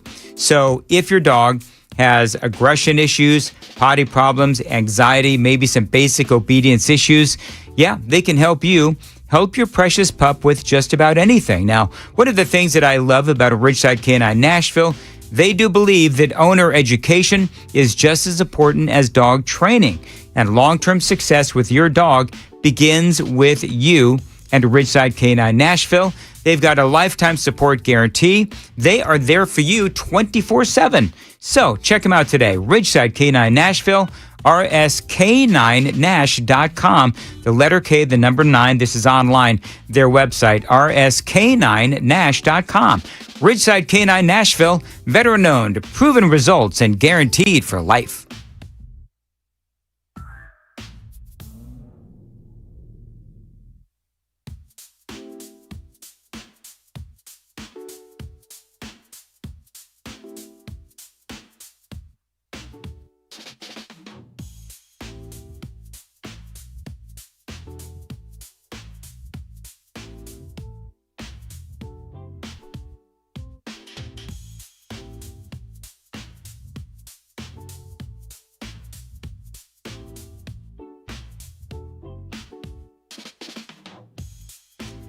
Bellshire, you've got that stalled out bus on 24 eastbound before Briley Parkway North. It's on the right shoulder. Otherwise, the roads are looking really good. Traffic every 10 minutes every morning on Super Talk 99.7 WTN.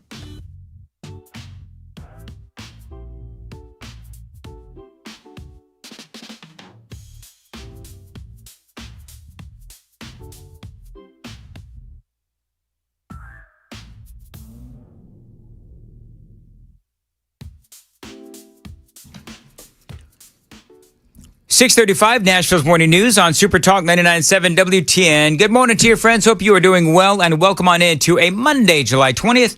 Dan Mandis here, welcoming into the program our grassroots political analyst, Matthew Hurt, is joining us on Super Talk 99.7. Matthew, always great to have you on. There's a lot of stuff politically to talk about. Let's start first with the Democrats, Socialists of America. I just did a big, long segment on them. They've released their platform. I mentioned all of the abhorrent anti-American things that are there. And, each chapter, I guess, New York, Chicago, whatever, they're all over the place. And really, clearly, they are beginning to, they have infected the Democrat Party. Where do you think this whole thing's going to end? Well, Dan, in the last segment, you said something, and I think it was sort of a casual throwaway line, but I heard it and I latched onto it. You said, I don't think that they're going to win in the future, and it is that. You're doing a great job, but I do think that people should pay attention to what they are doing, because we have in this political system that we exist in a first past the post, winner take all two-party system. Mm-hmm. And so if the Democrat Socialists are winning more Democrat primaries, they are going to be the candidates that go up against Republicans in general elections. And you're absolutely right. The platform that they are running on is absolutely insane. They want to turn us into a Scandinavian-style socialist country.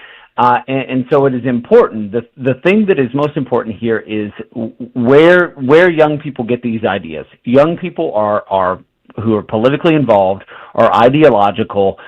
They haven't yet been jaded by the quote unquote the way politics works, and so they come to the scene with these sort of crazy ideas out of their political science classes at Vanderbilt or MTSU or wherever they go, and they think that socialism is the way to go. And oh, by the way, it's never really been tried, and so we have to try it.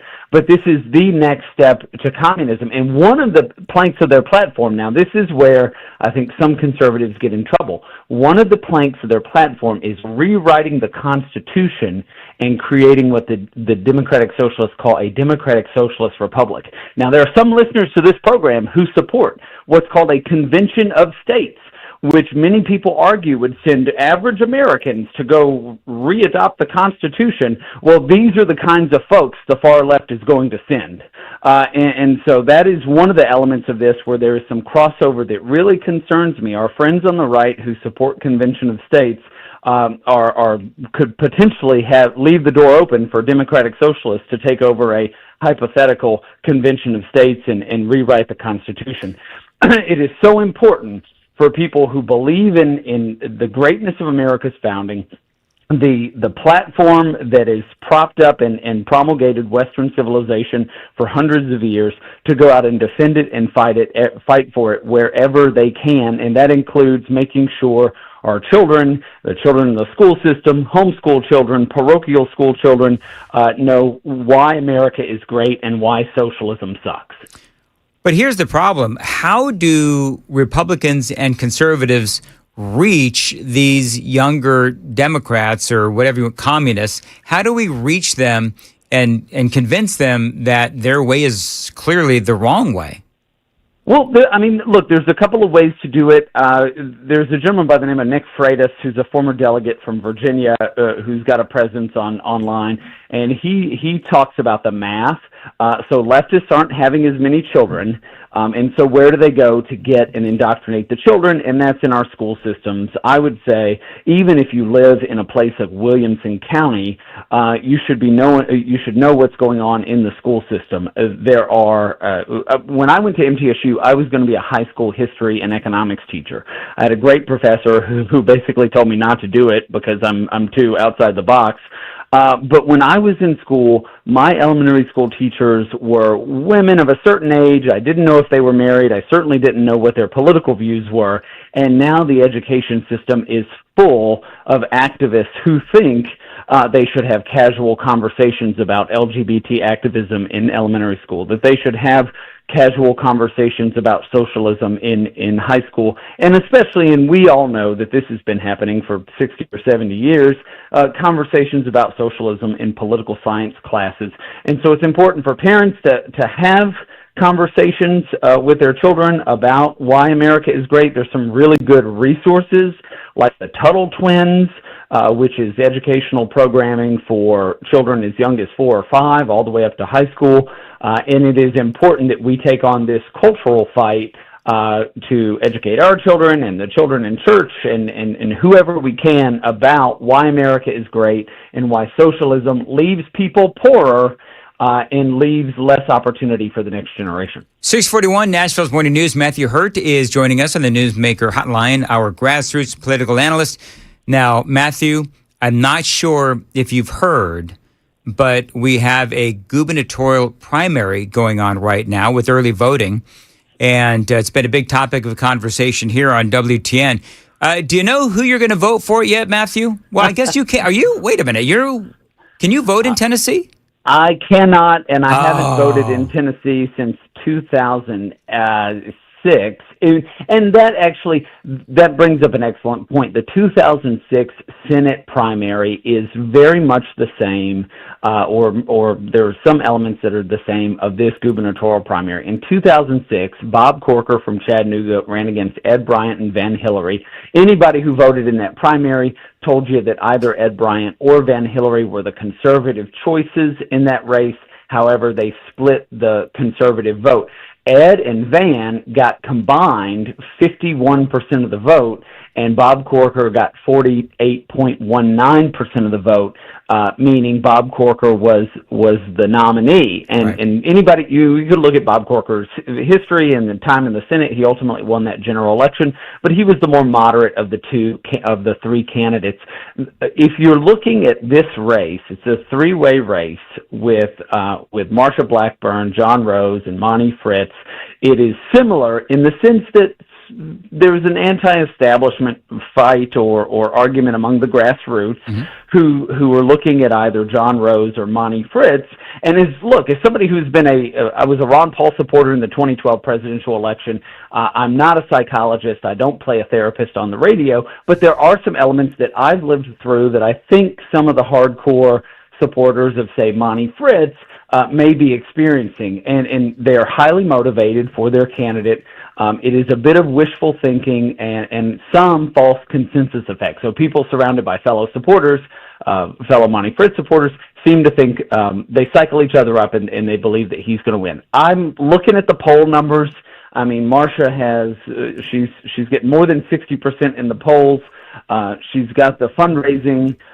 This is not a foregone conclusion, but for supporters of a second or third candidate, John Rose or Monty Fritz, you have to understand that most people aren't paying attention to the primary. Most people will see a few ads. Most people will see some yard signs, and Marsha has earned the votes of people statewide and in regions of the state where she served in Congress for election after election. And it is really hard to get someone to vote for somebody else in a primary if they voted, let's say they voted for Marsha Blackburn for Congress or for governor or for U.S. Senate. It's hard to get someone to switch votes in the next election. So it's interesting to watch, and I'm certain that Monty and that John are making some strong arguments, and I'm not making this argument on the radio to say that Marsha should be coronated. I've never voted for a Republican candidate in a presidential primary who's been the nominee, and so I know exactly where some of these supporters of other candidates are. But it is interesting to play out. But it is also very important that after the primary, voters come together and defeat whoever AOC campaigns for in Memphis. More with Matthew Hurt coming up next, 6:45. Time to check the roads on WTN.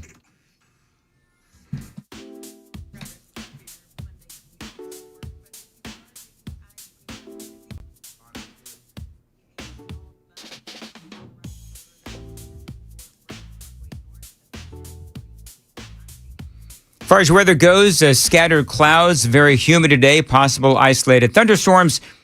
Going to be 95 degrees, going to feel like 113 degrees. And appreciate you listening to Nashville's Morning News on Super Talk 99.7. Grassroots political analyst Matthew Hurt is joining us. All right, so what's the best way to say this? Monty Fritz supporters, and by the way, Matthew, in case you don't know, and people are tired of hearing me say this on my show, but I'm not advocating or endorsing anyone. All right. So I'm letting you know that I'm giving people the information so that they can decide for themselves. I don't like to endorse candidates. Nobody cares what I think. So anyway, bottom line is Monty Fritz supporters will tell you, but Matthew, all you got to do is look at the Look at online. Look at the socials. Look at Facebook. Look at X. Look at, blah, blah, blah, blah. And Marsha Blackburn is getting ratioed. Or everybody's talking about it's Monty Fritz all the way. You got thousands of people, Matthew, online saying that Monty Fritz is going to be the one for governor for the Republicans. He's going to win the primary. Yard signs, they'll say, hold on, Matthew, yard signs are everywhere for Monty Fritz. So, I mean, as the grassroots political analyst of Nashville's Morning News, doesn't that sound like a really big grassroots movement? Look, it does, and the number that you said, I think, is accurate. I think there are thousands of people, and those people, again, as a Ron Paul guy from 2012, who was one of the thousands who voted in online polls and donated on specific days, and who had a yard sign, those thousands of people, what it ends up being, and this is something that we teach at Leadership Institute about the difference in different political movements. This is a cadre movement, so it's a hardcore group, a relatively small but hardcore group of people who, when you have online polls, they all go and vote. When there's a tweet, they all go and respond. But of those thousands, something like 400 or 500,000 people will vote in the primary. So that ends up only being, in this 2006 Senate race that I mentioned a few minutes ago, there was a gentleman by the name of Tate Harrison. He got 5,238 votes, which accounted for 1.1% of the total primary electorate. So while they can cycle each other up in online and in other places, when it comes to the full number of people in the electorate, of people who will cast a ballot in this primary, it is not a large number. Look, and I even hesitate to say this. If I were a Tennessee voter, I suspect I would vote for Monty Fritz or John Rose in this primary, because I tend to vote for the underdog in primary contests. But it's a hyper motivated, hyper passionate, but relatively small number of people who interact with each other all the time online. And as somebody, I've been in it before, a couple of cycles, and I can see it, and I'm on the outside. I have no horse in this race, so to speak, in the race for governor. I think that any of these candidates would be better than, say, Bill Haslam of old. Tennessee has, for a long time, nominated squishy moderates from East Tennessee.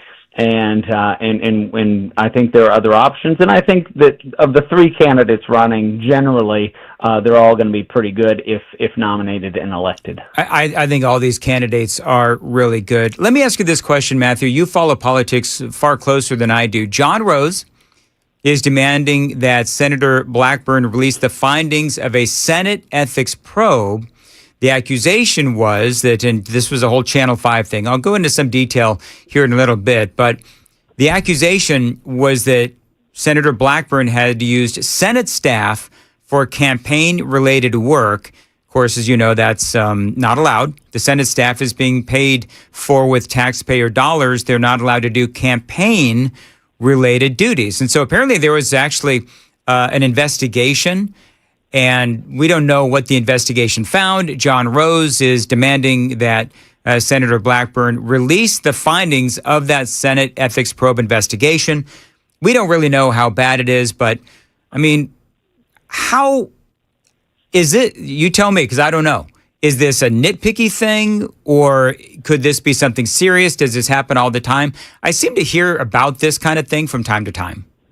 Well, a candidate is going to make an issue. They're going to see which issues stick, and especially if you are the second or third place candidate in a primary contest, you're going to try to what they call punch up. This is a serious issue. There is a very clear delineation between official staff and campaign staff. Now, some official staff will take time off or take a leave of absence and go work on the campaign, especially somebody who, Marsha's been in office for a long time. I suspect that there's people who work in her D.C. office or in a district office in Tennessee who have volunteered or worked on her campaign. It's the same with say, your state legislators. The legislative aides who work in Nashville probably also go and knock doors for their boss around election time. But this is something that if John Rose is making this an issue, He's going to see if this sticks. And Senator Blackburn could do one of two things. She could release and confirm or deny what the allegations are, confirm that those allegations are true by releasing the report and it reveals they're true, or she could ignore it, and that seems to be what she's doing on the campaign trail, ignoring any of the attacks and hope that it goes away. If a critical mass of people at events or call her office or any of those things make it an issue, then she may feel compelled to respond. But for each candidate, they want to run on their message, and for Marsha, her message is not answering John Rose's questions. It's not answering Monty Fritz's questions. And so that is the calculation that she's made for this particular issue. And it could hit a critical mass where she responds, but she might not. So do you think that it will ultimately be in her favor not to debate? Because you and I have talked about this before, but I mean, at the end of the day, when all the dust is settled and we know who wins the primary, regardless as to who it is, I guess it just depends on if she wins or loses. But, if she wins, then is it yet another indicator that if you are up in the polls, you don't debate? Well, it is absolutely that indicator. Look, if I were in Marsha's position and I saw the poll numbers and I was going to win according to the polls with 63% of the vote or something, I wouldn't be inclined to debate. I would say, I'm meeting with voters. I'm meeting with them at private events and so on and so forth. So I think it is only when the criticism reaches a critical mass where she has to make another calculation. Otherwise, her goal is to stay on message, to reach voters on her terms, and to get those voters out to the polls between now and Election Day and primary day. All right, Matthew, we've got like 60 seconds left. Did we miss anything? I think that we've got a lot. There's a lot going on. I just would say it's hot out there, and make sure that you stay hydrated. We got a heat wave up here as well, and so it's so important that folks drink enough water and pay attention to their health. But other than that, Dan, you can find me on X at Matthew Hurt, MatthewHurtt. All right, very good. Have a great day. Have a great week, and we'll talk to you again soon. Matthew Hurt on Super Talk 99.7 WTN. All right, so Joan's got the news coming up at 7. Joan. Yeah, coming up here, the Pentagon has identified 2 of our soldiers killed over the weekend fighting in Iran. We've got that story coming up at 7 on Super Talk 99.7 WTN.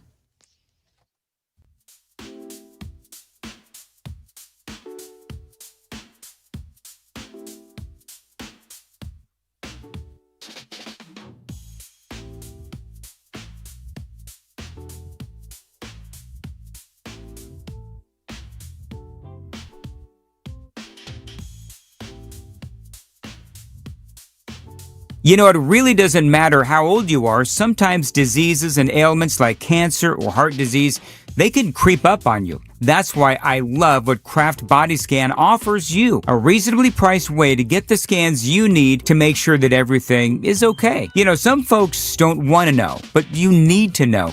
Your family depends on you. Your kids and your grandkids need you there, no matter how old you are. Now, right now, Kraft Body Scan is offering a great deal just for my listeners. Their couples heart and lung scan, valued at over $2,500, right now is going for just $99. To take full advantage of it, just go to this website, togetherwescan.com. That's togetherwescan.com, or call them at 615-436-1000, 615-436-1000.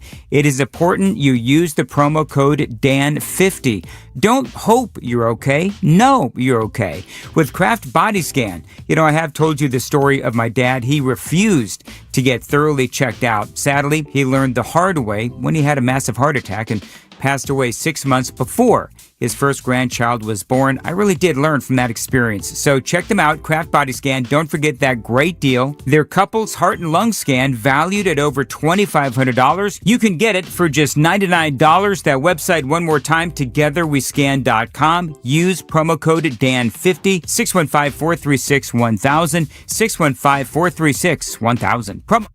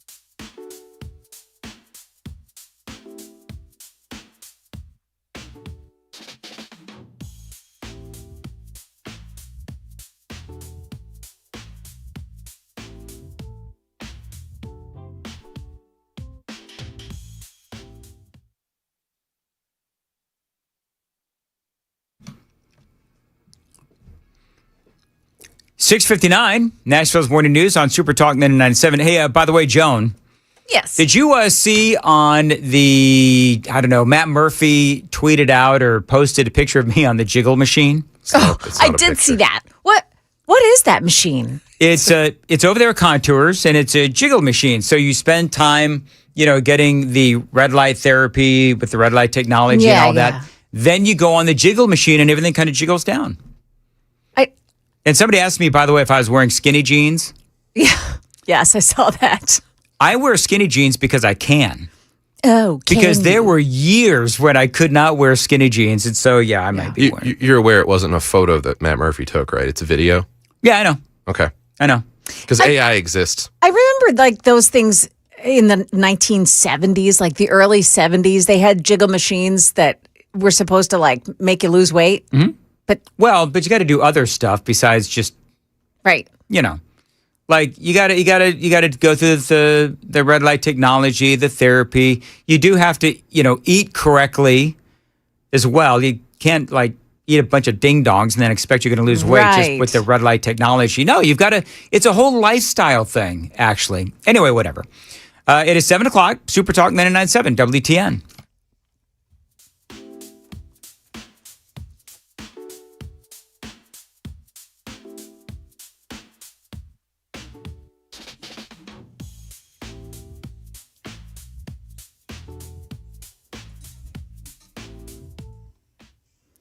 Good morning. It is 7:00, and I'm Joan Jones with your top stories, your forecast and traffic coming up in 5 minutes.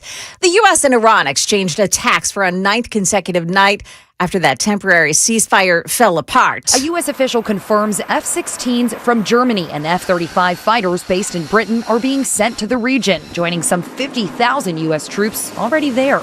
Iran not shying away from escalation, striking at U.S. bases and infrastructure in Kuwait, Jordan, and Bahrain, including a desalination plant, part of a system that supplies roughly 90% of Kuwait's drinking water. That's ABC's Hannah Batal. Now, these attacks come after 2 U.S. service members were killed, several wounded in an Iranian attack on an airbase in Jordan.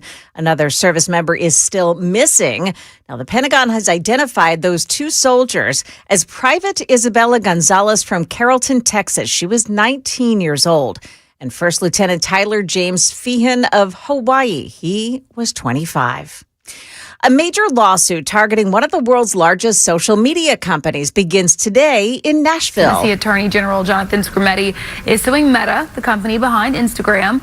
The lawsuit claims the tech giant spent years studying teenage brains and created features to make kids addicted to the app. It also alleges Meta knew excessive use could lead to mental health problems. That's Channel 4's Danielle Ledbetter. Now, the state wants to ban Meta from using those design features, and it's seeking civil penalties, too. For its part, Meta says that it provides safe, age-appropriate defaults for teens and simple tools for parents. President Trump announcing yesterday that the grocery chain Giant Eagle is following in the footsteps of Walmart and Sam's Club by lowering prices on 300 frequently purchased groceries through Labor Day. The reduction is about 10% on products that include proteins, produce, and summer snacks. And a new statement from the American Heart Association says, go ahead and drink that coffee. You can safely consume up to 5 cups a day. And if you're a regular coffee drinker, you're lowering the risk of type 2 diabetes, stroke, and heart failure. That's a big change, too. For decades, doctors frequently advise people with heart disease and heart issues to avoid stimulants. Market numbers brought to you by Beacon Capital Management, online at beaconcm.com. All the indicators pointing up this morning. The Dow futures plus 195, NASDAQ futures up 303 right now, and the S&P futures are plus 39. That's the latest news, traffic, and weather next. I'm Joan Jones, WTN News.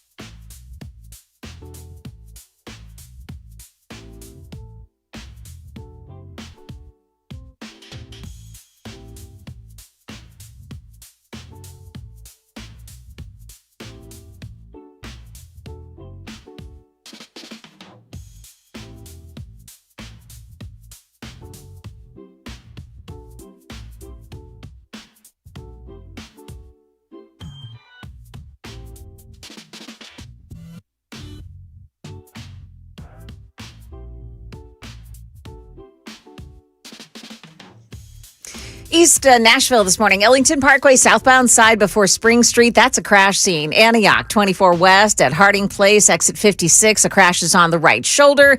And a stalled out tractor trailer. Rocky Fork Road in Smyrna at Enon Springs Road West. Traffic every 10 minutes every morning on Super Talk 99.7 WTN.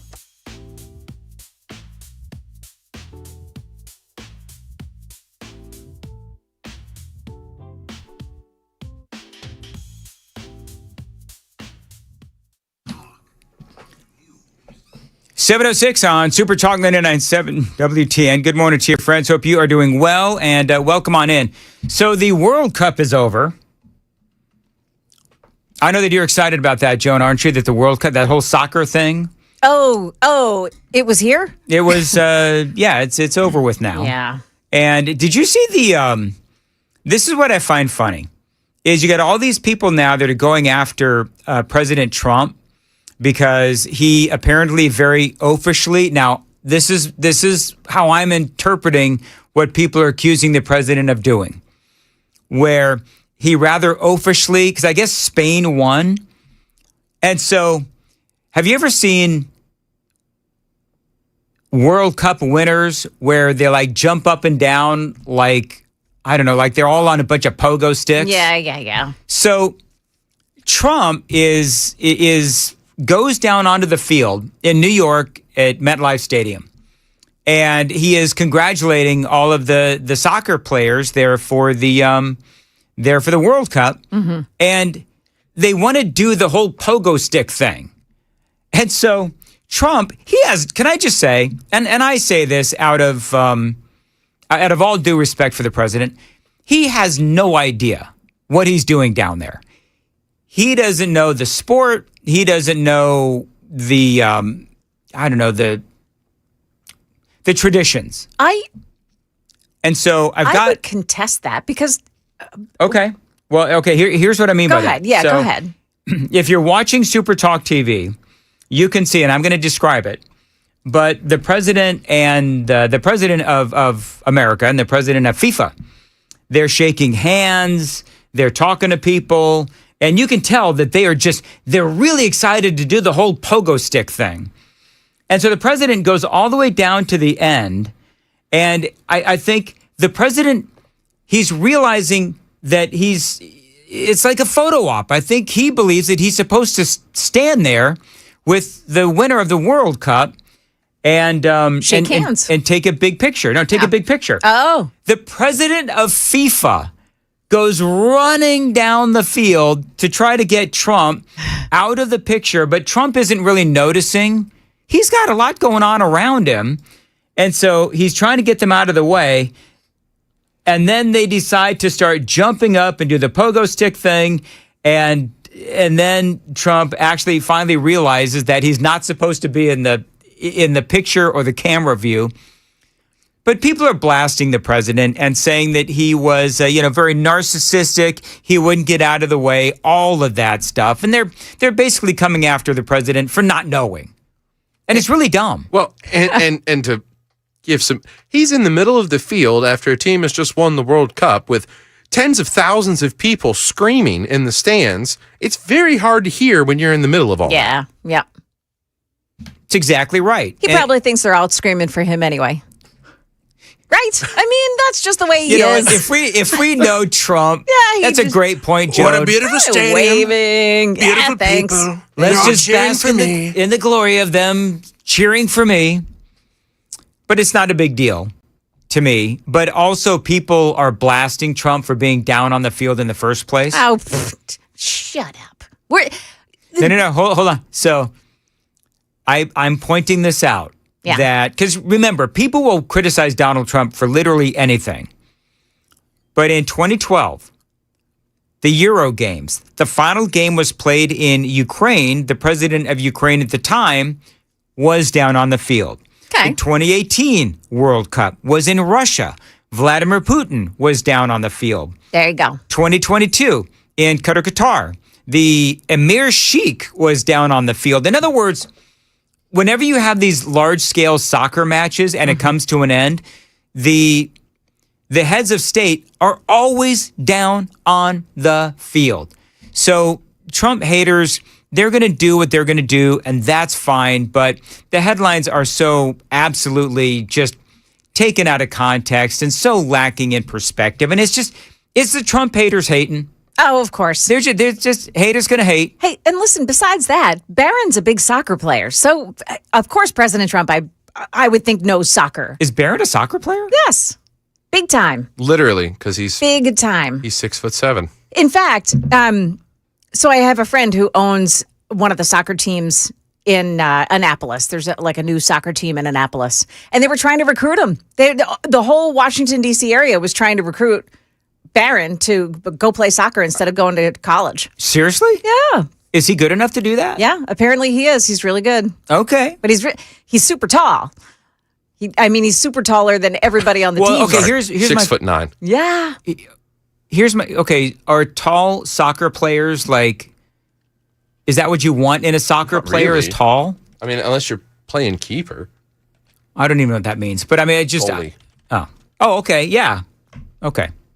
Why do they have to use weird words for everything? Can't they just say goalie? Just say goalie. Okay. So the tallest professional soccer player in history, is also former NBA center Pavel Kolzin, who stands 7'4". Never mind. All right, whatever. By the way, the president was interviewed by Fox News after the game. Mr. President, thank you so much for your time. Thank you. Hard to believe that the FIFA World Cup is coming to an end. You played such a role in bringing it here. What have been the highlights for you? Well, I think my first meeting with Johnny, he's fantastic, the job he's done, and he had this idea, and I said, that's crazy. We're not a soccer country. And it turns out we are a soccer country. Yeah, that is President Trump. By the way, the Johnny he is referring to is Johnny Infantino. I hope I'm saying that right. I could be shanking it. Am I shanking it, Joan? Beats me. Oh, you don't know? Yeah, All right. no. Well, he is the FIFA president. But, Okay. Trump, very uncharacteristic, by the way, of Donald Trump. But he did give this Johnny Infantino all the credit.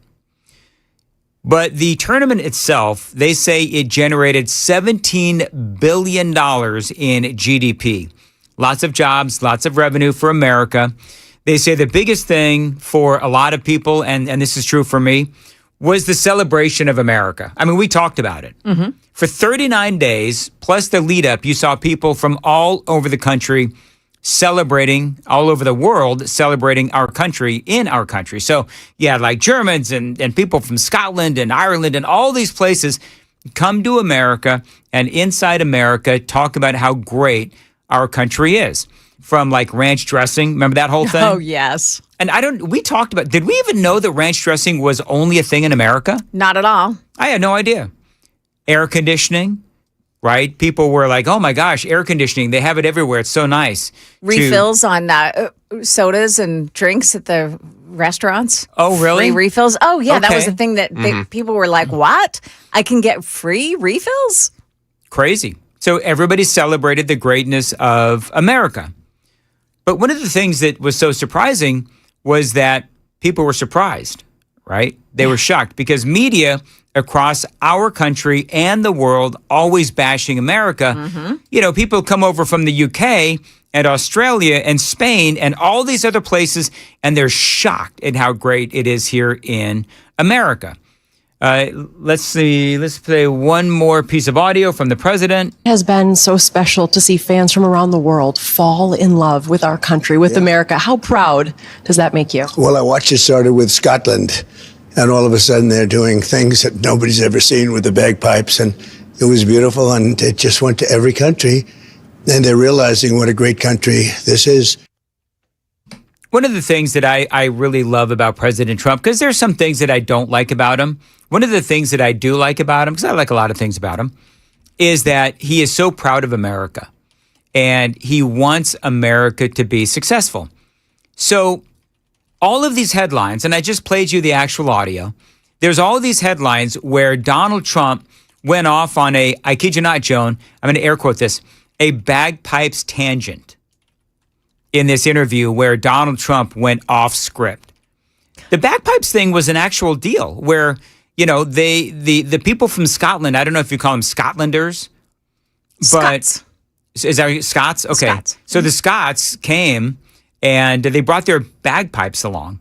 and they're walking around, Boston, and they're playing bagpipes, including, one guy that was playing the Star Spangled Banner. I love it. On the bagpipes. So I don't know. Again, it's all about haters going to hate. Yes. They'll completely ignore the success, which I don't know. I thought that the World Cup was a success, don't you? From all accounts. Now, I'm not a soccer person, but I am a person who looks at news. Mm-hmm. And if you watch the news, yes, it was a huge success. Mm-hmm. I can't think of one issue that was couldn't have been overcome. All over the world, the press for the United States was incredibly favorable. Yep. So I just think, this made us look so sparkling good. And people just loved, I think the people here in the United States were so welcoming. If you're watching anybody online, that guy Freddie was in Nashville. Freddie the German. Yeah. Yep. Was in Nashville and just loved it. But the people here in the United States were welcoming all these people into the country because we knew that they were going to go home, of course. But showing them the best of America, and kind of like Tennesseans when it's CMA Fest. Yeah. Welcome to Tennessee. You'll be gone to like 5 days, right? Yeah. I mean, that's my whatever. All right, 7:17. Time to check the roads on WTN.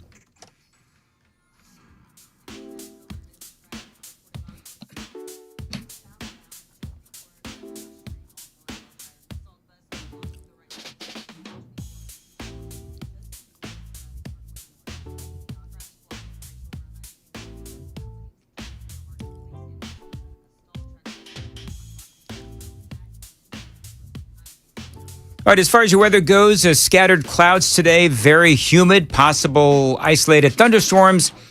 Temperature of 95, going to feel like 113. Appreciate you listening to Nashville's Morning News. If you're just joining us, you missed my conversation with Matthew Hurt. Great discussion. We'll go ahead and podcast that. But, one of the things that we spoke to him about was the headline out there this morning, last couple of days. I think this came out on Friday. John Rose, by the way, this is audio only, Sam. John Rose is demanding that Senator Marsha Blackburn release the findings of a Senate ethics probe. So the accusation was that she had used Senate staff for campaign-related work. You're not supposed to do that. You can't commingle your staff. The Senate staff is being paid with taxpayer dollars. They're not allowed to do campaign-related duties. Possible misuse of taxpayer-funded office resources for political purposes, they say. They're also talking about questions about how official Senate operations were separated from campaign activities. So there was a Senate ethics probe that was apparently done, and Phil Williams was on the case, and this is part of that report. That investigation, likely officially classified as a preliminary inquiry, included interviews with members of Blackburn's staff.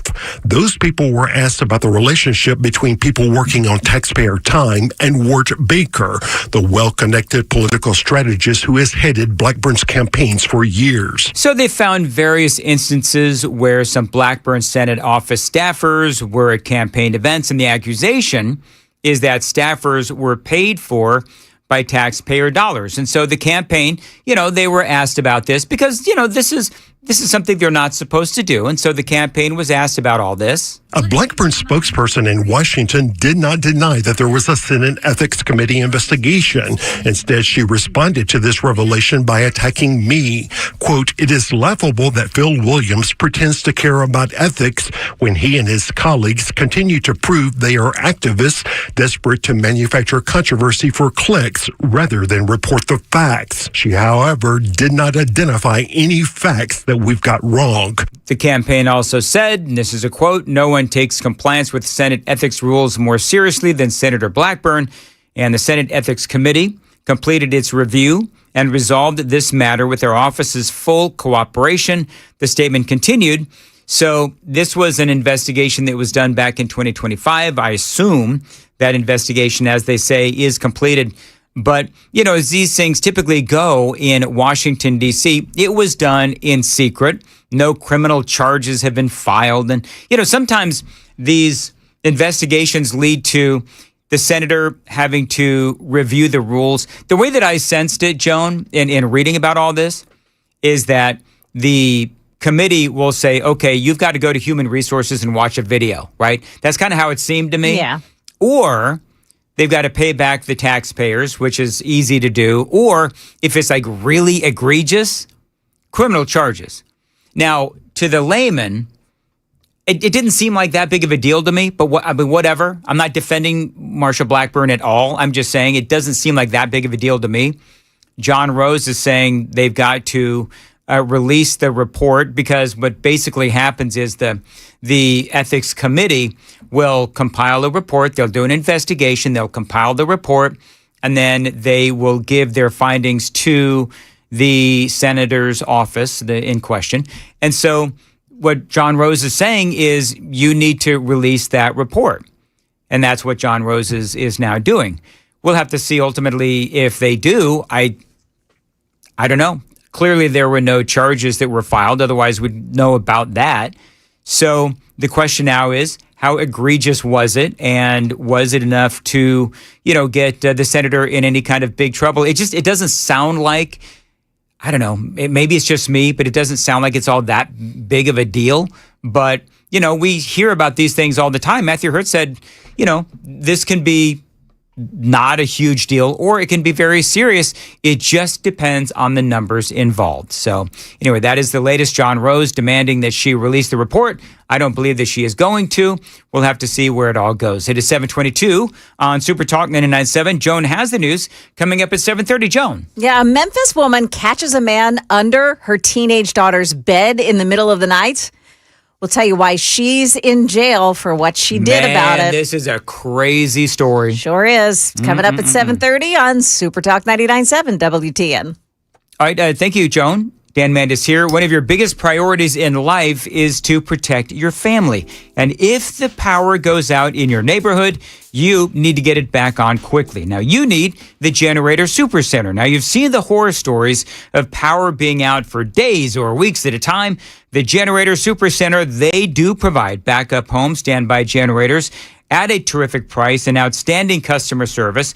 By the way, great prices for any budget. Matter of fact, go to their website right now, find out how you can save $500. Tell them Dan Mandis send you to Generator Supercenter of Nashville.com. That's Generator Supercenter of Nashville.com, and see how you can get started. Now, they do feature turnkey installation, certified plumbers and electricians, and service after the install, and a whole lot more. So, the power goes out in your neighborhood.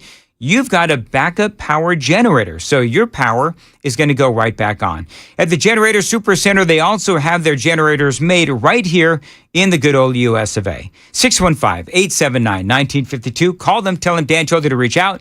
615-879-1952. Don't forget to check out their website, Generator Supercenter of Nashville.com, and see how you can save $500.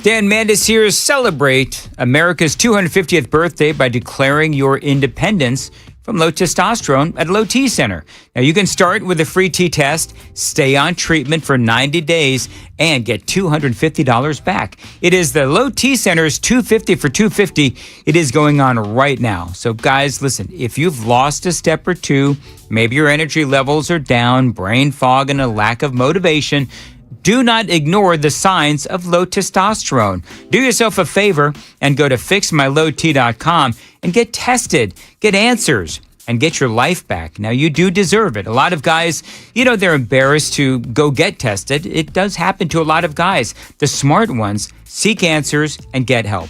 Low T Center is the place you need to go.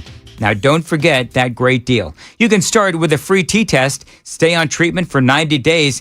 You get $250 back, but you also get your life back.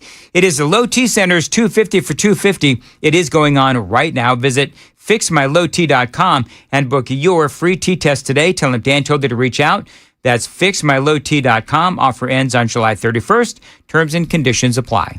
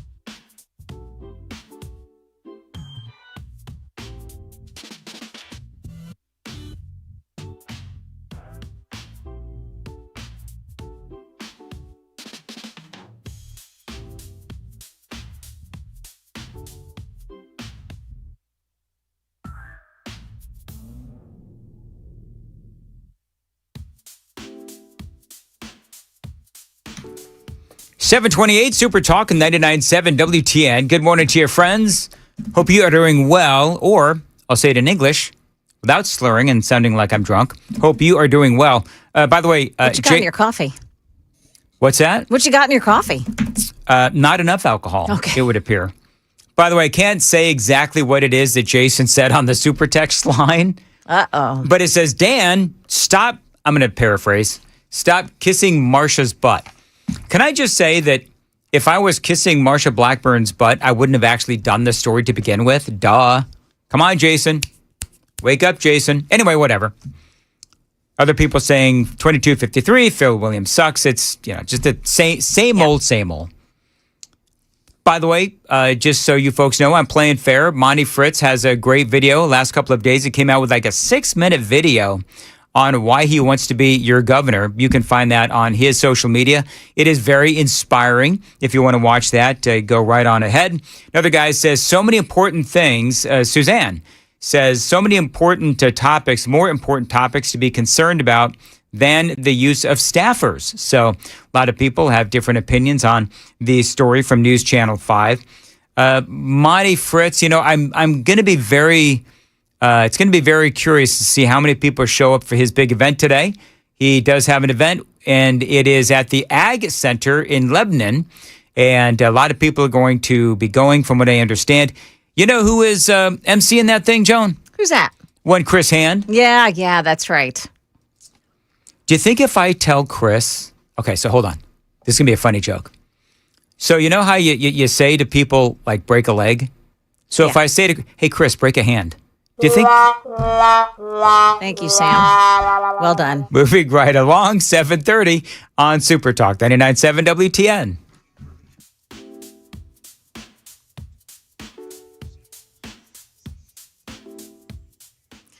Good morning. It is now 7:30, and I'm Joan Jones with your top stories. 17 U.S. service members now confirmed to have been killed in the Middle East since the start of the war with Iran. The latest casualty in Iraq, where the military says a service member was killed when an Iranian drone that he was attempting to disarm exploded. 2 other Americans were killed by an Iranian airstrike in Jordan. For the 9th consecutive night, the U.S. military has been launching strikes on Iranian targets, now singling out the Revolutionary Guard, which the U.S. says is responsible for targeting American troops. Iran striking back on U.S. bases in Kuwait, Jordan, and Bahrain. Videos circulating online appearing to show projectiles raining down on a U.S. base in Jordan. That is ABC's Allison Kosick reporting. A Memphis woman is due in court today after a shooting to death a man that she found hiding under her kid's bed. Action News 5 in Memphis. 36-year-old Kendra Scott, no relation to the company, has been charged and arrested with first-degree murder and employing a firearm during the commission of a dangerous felony. Her bond has not been set. Now, police say that the child had invited the man to the home, opening the back door for him about 1 o'clock in the morning. That man was on the front porch when the mother shot him in the back of the head. So she's been charged with first-degree murder. Police say that there was no threat to the mother or anyone else at the time of the shooting. And in Finland, better choose your shopping basket carefully in the grocery store. Here's an American woman who just discovered pink baskets in Finland. That if you would like to find love at the grocery store, you can walk around with a pink basket, and maybe that's how you find a husband. So in Finland, you don't have to, go out to the bar or the club to meet someone. You can just use a pink basket at the grocery store. Yeah, the grocery store chains advertise pink baskets as a sort of green light for conversation without awkward pickup lines or fake dating app bios. So not pineapples. Not pineapples, no. That's a whole different subject. I want to make sure I got it right. You can put your pineapple in the pink basket. You could. Yeah. You could. Does that mean your car keys have to go in that basket? I don't know, Sam. Why would the car keys go in the basket? I'll bite. Go on. Go ahead, Sam. What? You're so smart. Go ahead. Yeah. What? Why would you put car keys in the basket? Well, because if there's a pineapple, it means... All right, so Joan, what they do with the swingers, they put everybody's car keys in a big thing, and then you go in, you grab the car keys, and whoever's car keys you pull out, that's who you're going to be with that night. Is that what I have, Sam? Is that it? Correct. Okay, thank you. Now, don't ask me how I know that. I would love to know how you know that. I used to live in West Haven. They put it on TV. It's been in movies. And yeah, that's exactly right, Sam. That's how I learned. Something. Whatever, moving right along. That's the latest news. We've got traffic and weather next. I'm Joan Jones, WTN News. By the way, we're going to talk a little bit more, Joan. Yeah. Coming up about that mom in Memphis. Yeah. That shot that dude. Because this is a really, really interesting story. So, because I'm, you know what? Let's do a Daily Dan poll. I think we should. Yeah, because I'm like really torn on this. If she wanted to, I can't believe I'm going to say this, Joan. If she really wanted to take the guy out, she didn't do it right. She should have done it while he was under the bed. Yes, ma'am. Yeah. 7:34, Super Talk 99.7. Dan Mandis here for the Wellness Institute of Nashville. Now, if you've been suffering from chronic back pain or neck pain or knee pain, they can help you like they've helped so many others across Middle Tennessee, whether it's non-surgical, spinal decompression, or the brand new Medical Bay 1. They've always got the latest and greatest technology to help you get you off the sidelines and back in the game. Now, they did it for me years ago. They can do it for you today. Now, this Medical Bay 1, right now, they've got a great deal going on. You mention my name, you get $33 off of each visit. It is the Epic Spinal Special. Now, what is Medical Bay 1? What it basically does, it uses red light technology and stem cell stimulation for tissue regeneration and healing. So, have an active summer and feel like the person you used to be, courtesy of the Wellness Institute of Nashville. So call them, tell them Dan told you to reach out, get that $33 off, 615-246-5009, 615-246-5009, painisbad.com.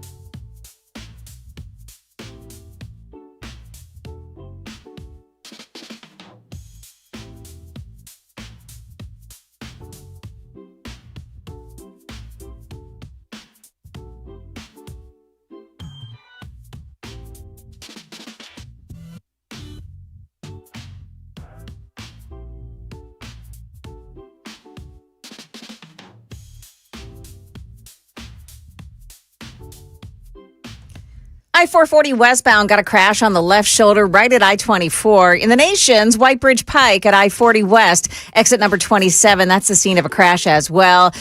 24 eastbound in Belshire before Bradley Parkway North. That stalled out bus apparently still there, and it's on the right shoulder. And then on 40, eastbound side in Hermitage, you've got a crash at Old Hickory Boulevard East and another in Pegram at McFrory Lane. Traffic every 10 minutes every morning on Super Talk 99.7 WTN.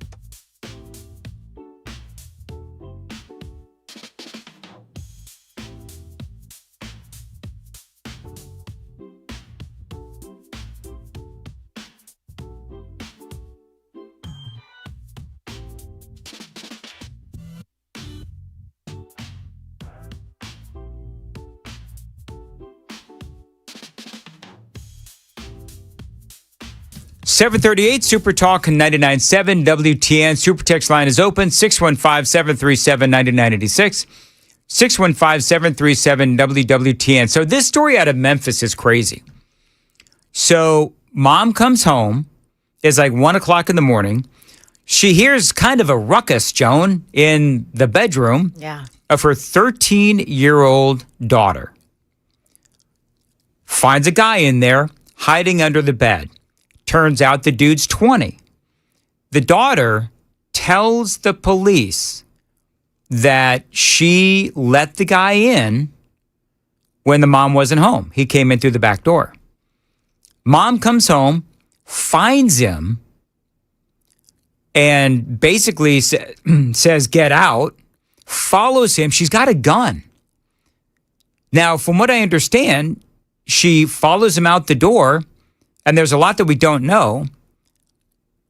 But she follows him out the door and shoots him in the back of the head. And now she's been charged with, what is it, Joan? It is like, I think it's, first degree murder. Yeah. Yeah. Yeah. And so the question is, number one, should she be charged with first degree murder? That's number one. But number two, was she right? Was she well within her right to shoot this guy anyway? Now, here's the things that we don't know. And I'm not sticking up for this woman at all. I'm not sticking up for the groomer either. But you know what we don't know? We don't know if the daughter may have lied to the guy about her age. What if they was just like an online hookup and dude thought that he was hooking up with an 18-year-old? So that's one thing that we don't know. Number two, we don't know what the guy said on his way out the door. We don't know if he was threatening the mom or if he said, I'm going to come back with my, my friends or whatever. We don't know if there were threats made and the mom just decided she was going to take care of the situation right then and there. So I don't know if she was... Police said that there was no threat to her or anyone in the home. Like, there was no threat to anybody there when she shot him because he was already out the front door and she shot him in the back of the head. I hate to say it, but I think she's going down. Like, I understand why she did it. Oh, yes. But in the eyes of the law, the threat was over. She had a gun on him. She could have called the police.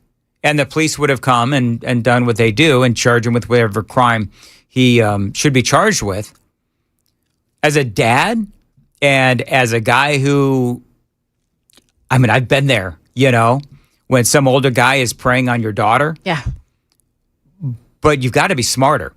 So I did this show on Red Eye. I had like 4 people right in a row say, why didn't she shoot him when he was under the bed? The daughter actually said to the cops, she was afraid that her mom was going to do something crazy because she's always said, if I find a guy in your room, I'm going to shoot him. I'm going to shoot their arse, is what she basically said. So the daughter knew what was going to happen. The guy had been in there for like 20 minutes. Mom comes home. But we don't know if the daughter said to the mom, I let him in. That's the other thing that we don't know. Yeah. Like, did he break in or did the mom believe that he had broken in? Did the mom believe that the guy was raping her daughter? Did the daughter say, Mom, this is my boyfriend, this is my hookup or whatever, I let him in, don't shoot him in the back of the head? So we did a Daily Dan poll, and what are people saying? Should the Memphis mom have, I didn't want to get censored by YouTube, have defended her home while the perp was still inside instead of outside? And 91% are saying, yeah, pretty obvious. The question then becomes, and you and I have talked about this off air, what did he say as he was walking out of the house? Did he give her cause to believe he would come back and do her harm or threaten her life? Yeah. Now, here's the thing. The statement that she gave to police yes, doesn't seem to indicate that he did that. We don't know all the details yet. We don't know what the statement was that she gave to police. But they're charging her with first-degree murder, or they will be. She has a court appearance this morning.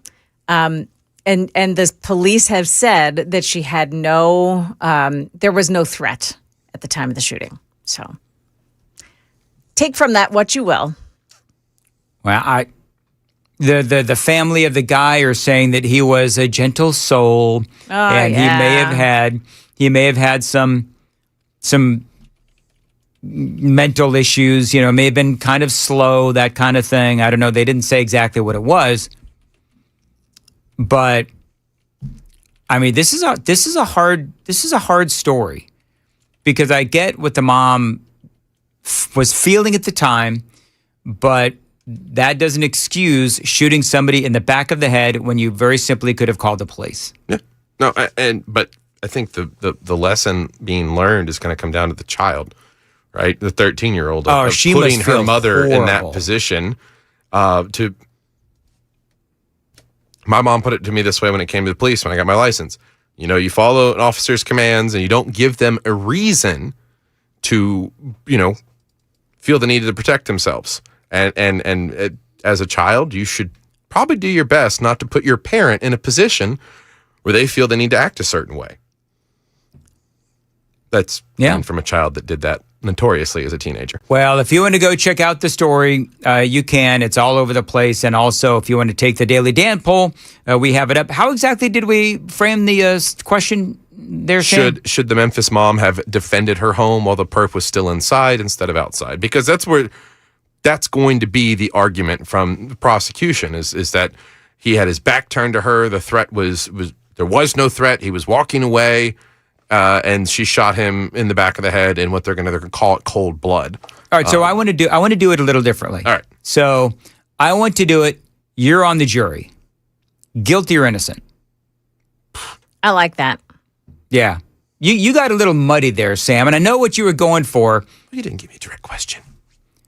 Whatever. I'm just saying, guilty or innocent? That's what I want to know. By the way, Joan. Yeah. I've got an ED update coming up. Oh, here on the air? Yeah. I've got an ED update. It's affecting a lot of people. Explosive diarrhea. And I don't know if I've ever been so happy to hear explosive diarrhea in all my life. There you go. 7:45. Time to check the roads on WTN.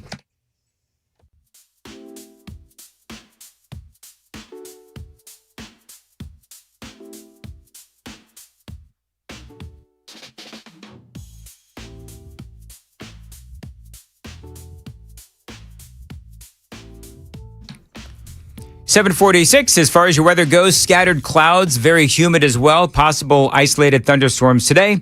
Going to be 95, going to feel like 113. Appreciate you listening to Nashville's Morning News. Joan, I was shocked to hear that Sam decided in his infinite wisdom to go buy, how much was it, 20 or 30 bucks worth of Taco Bell this weekend? Yeah. So I got hungry.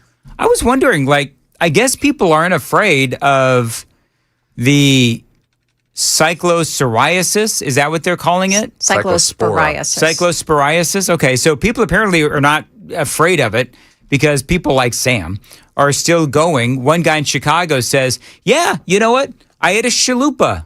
Or chalupa. Is it, what is it? Chalupa? Whatever. Okay, just for the record, I never eat at Taco Bell. What you said sounds like a Taco Bell and Adidas collab, you know. Chalupa. Buy a chalupa, get a new pair of the chalupas. Anyway, whatever. So one guy in Illinois went to Taco Bell, got a chalupa, and he got violently ill. Oh. And I'm like, dude, this story's been going on for how long? Yeah. And now he's in the hospital. So here's what's funny. Friday, I was like, oh, I'm going to go out to eat. My wife's out of town. I'm going to grab something crappy for myself. And then I'm like, wait a second. There's this whole cyclosporiasis, whatever, outbreak of the explosive diarrhea, Joan. And then I saw a message from the Taco Bell Facebook page. And like, hey, we've pulled all of the Taylor Farms lettuce from all of our stores. That should solve the problem. I was like, all right, I'll take you by your word. That's what the guy in Chicago said. He ended up in the hospital. Some of us just have stronger stomachs. Now, I mentioned this on Red Eye. You know how many people said, I don't think a chalupa actually has lettuce in it? Oh. I don't know about that or not. But have you heard these numbers? But by the way, hey, go ahead and Google that if you want to fact check me, Sam. I have no idea. But Michigan has up to 900 people that have this explosive diarrhea. New York, 300. North Carolina, 160. Guess how many in Tennessee? Do you know how many in Tennessee? Like 11. 30-ish. Somewhere between 11 and 30. Also, a chalupa does have lettuce. So initially, the FDA said that they tested the lettuce that comes from a particular farm in central Mexico. Is an independent farm in central Mexico. And they said initially that, yes, this Taylor Farms, which is an American company using a farm in Mexico, that this lettuce that's tainted with cyclosporiasis, cyclospora, is coming from this farm in Mexico. Now they say, maybe they were wrong about that. How pissed is this farm going to be? Yeah. You know what I mean? Taylor Farms has already pulled the lettuce from, it was a decision by Taco Bell to pull the lettuce from that company. They're no longer using them, but it gives them a big old black eye. But, you know, why aren't we using American lettuce to begin with? That's a whole other issue. So Taylor Farms, Joan, has a number of different farms across like California, Mexico. So they've got a bunch of different farms, and they do vegetables, they do lettuce, they do all kinds of different things. So in a statement to CNN, Taylor Farms says while the FDA traceback is indicating a specific independent farm, which represents less than 1% of the U.S.'s iceberg lettuce supply, as the potential source of the outbreak, We've removed all iceberg lettuce from the region indefinitely. You know what the problem is? Is that the headline is Taylor Farms, Mexico, bad, right? How many people are going to hear that the FDA may have made a mistake? Yeah. You know what I mean? So do you know where cyclospora parasite comes from? No. Yeah, this is going to gross you out. Cyclospora originates from human feces. People become infected by consuming raw produce or water that's been contaminated with the parasite. It happens when water supplies, food and water supplies, are tainted when inadequately treated sewage leaks into waterways or when crops are washed or irrigated with contaminated water. So that's kind of gross. It is kind of gross, but I think it underscores the need for keeping our produce produced in the U.S. We have clear guidelines for how things should happen. We have regulations. And I'm thinking, if you're buying from Mexico, isn't that where everybody comes down with, what's the water disease? When you go to Mexico, everybody says, don't drink the water. I can't remember what the... It's probably the same thing, actually. Yeah. By the way, Taylor Farms was previously linked to an E. coli outbreak at McDonald's years ago. Linked to anything having to do with Mexico? Raw onions. It was linked to raw onions. There you go. 104 people impacted by the outbreak, including one death.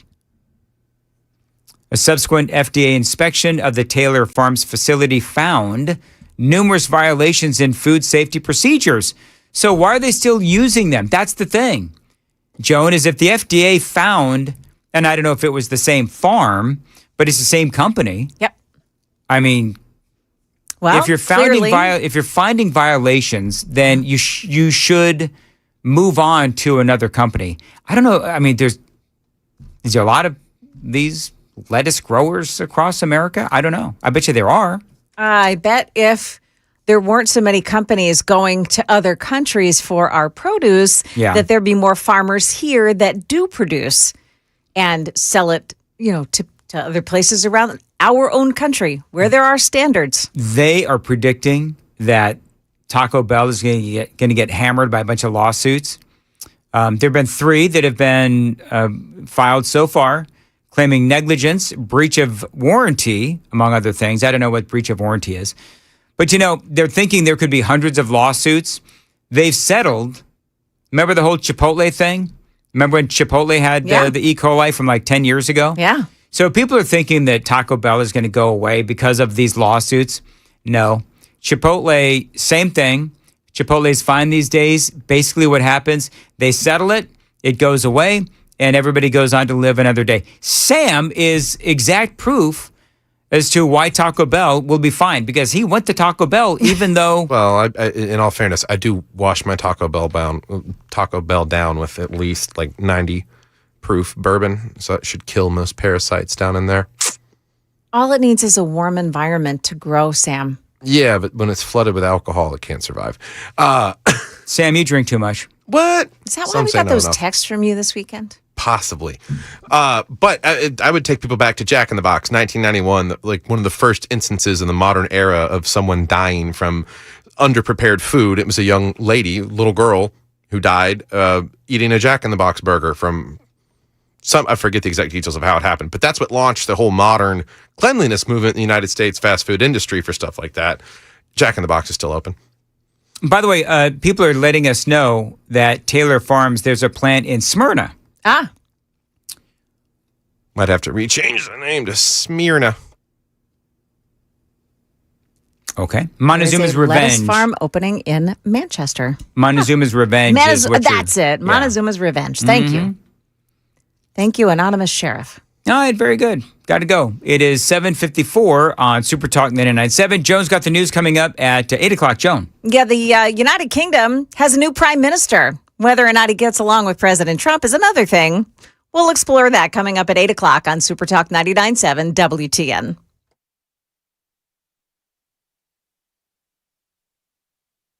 Thank you, Joan. 7:54 in Nashville's Morning News on Super Talk 99.7 WTN. Super Text line is open, 615-737-9986, 615-737-WWTN. Going to tell you about my friends at Mark Spain Real Estate. Now, listen, Dan Mandis here for Mark Spain. If you are stuck in a home that you simply cannot sell, call Mark Spain Real Estate. If your open houses are being ignored, call Mark Spain. If you're tired of making costly repairs while your house goes unsold, again, call Mark Spain Real Estate. Now, their guaranteed offer does indeed keep you in control. You're going to get out of your home fast and with maximum profit. Mark Spain Real Estate has over 72,000 satisfied clients. They are the #1 most reviewed real estate company in America. They've got 13,000 five-star reviews. They simply cannot be wrong. Mark Spain Real Estate is the company that I recommend for selling your home. So call them right now and get out of your home fast and move on to the next chapter in your life. That phone number, 855-299-SOLD, 855-299-SOLD. Go to markspain.com to get a guaranteed offer on your home today and start packing.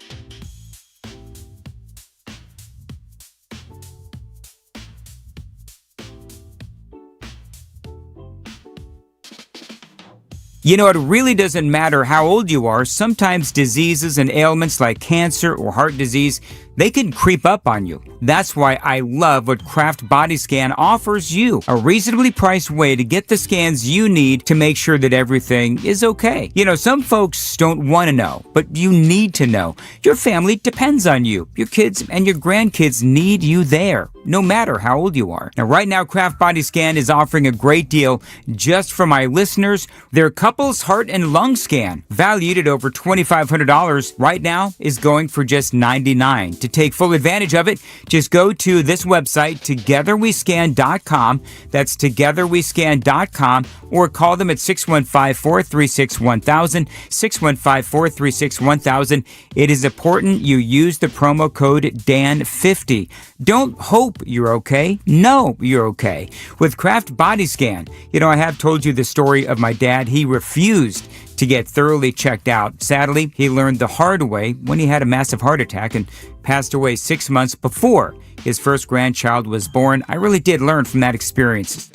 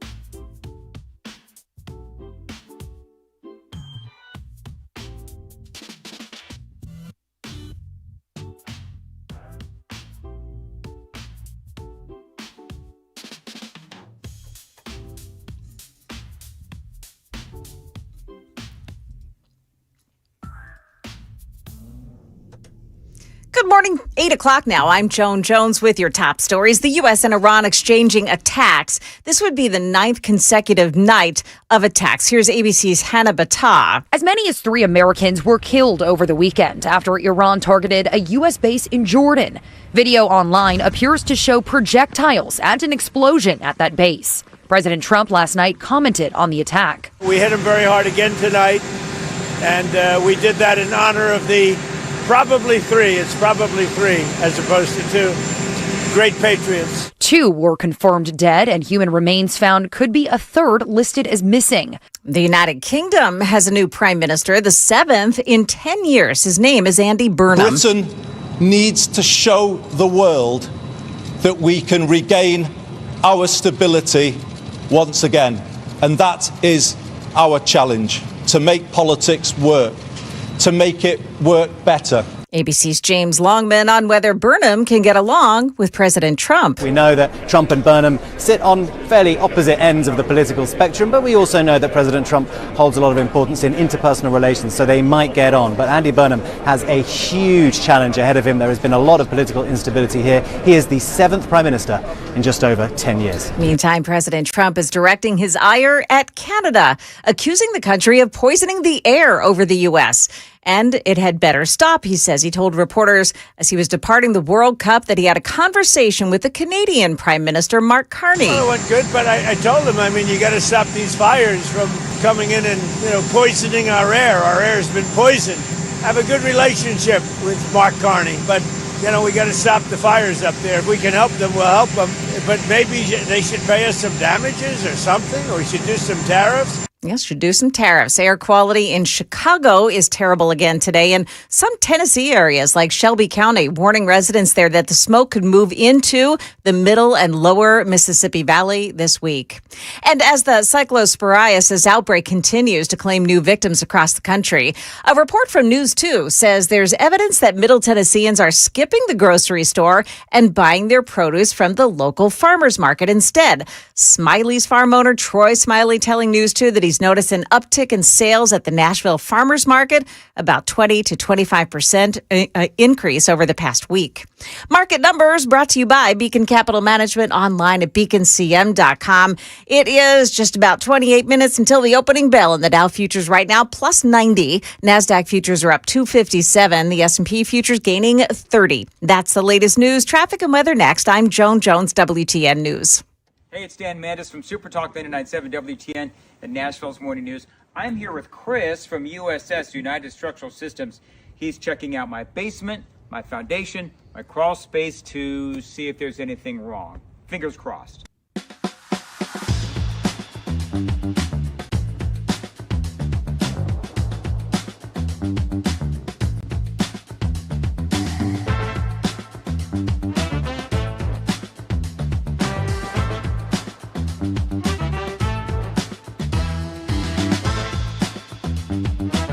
All right, so there's good news and there's bad news. The bad news is we found some cracks in my basement wall. The good news, I've got Chris here who's going to walk me through the next steps. Yes, so unfortunately, your house has been subject to the pressure of the dirt. The hydrostatic pressure, heavy dirt pushes on foundation walls, and you've got a little bit of what we call bowing. So that wall is pushed in a little bit. We have a lifetime warranty solution for that. So we install, usually in a day or 2, this can be done in most situations. We install carbon fiber straps, which keep the wall from moving inward at any point in the future. It's a lifetime warranty for anybody that ever owns this house. So it's a quick and routine thing that we do, but it yields some long-lasting benefits. It's a great selling point if you want to sell your house. Absolutely. Good thing about our warranties is they're not only transferable, like the contract says, they're automatically transferred when you sell your house. So you don't have to sign any paperwork or even send us an email saying that you sold your house. Warranty would transfer to the next owner. All right, we've got an accident on Briley Parkway in Opryland, the southbound off-ramp to McGavick Pike, and the off-ramp right lane has been blocked off by it. Hermitage, eastbound 40. The on-ramp from Old Hickory Boulevard, that's a crash as well. You've got an accident in the Nations on White Bridge Pike at I-40. Traffic every 10 minutes every morning on Super Talk 99.7 WTN.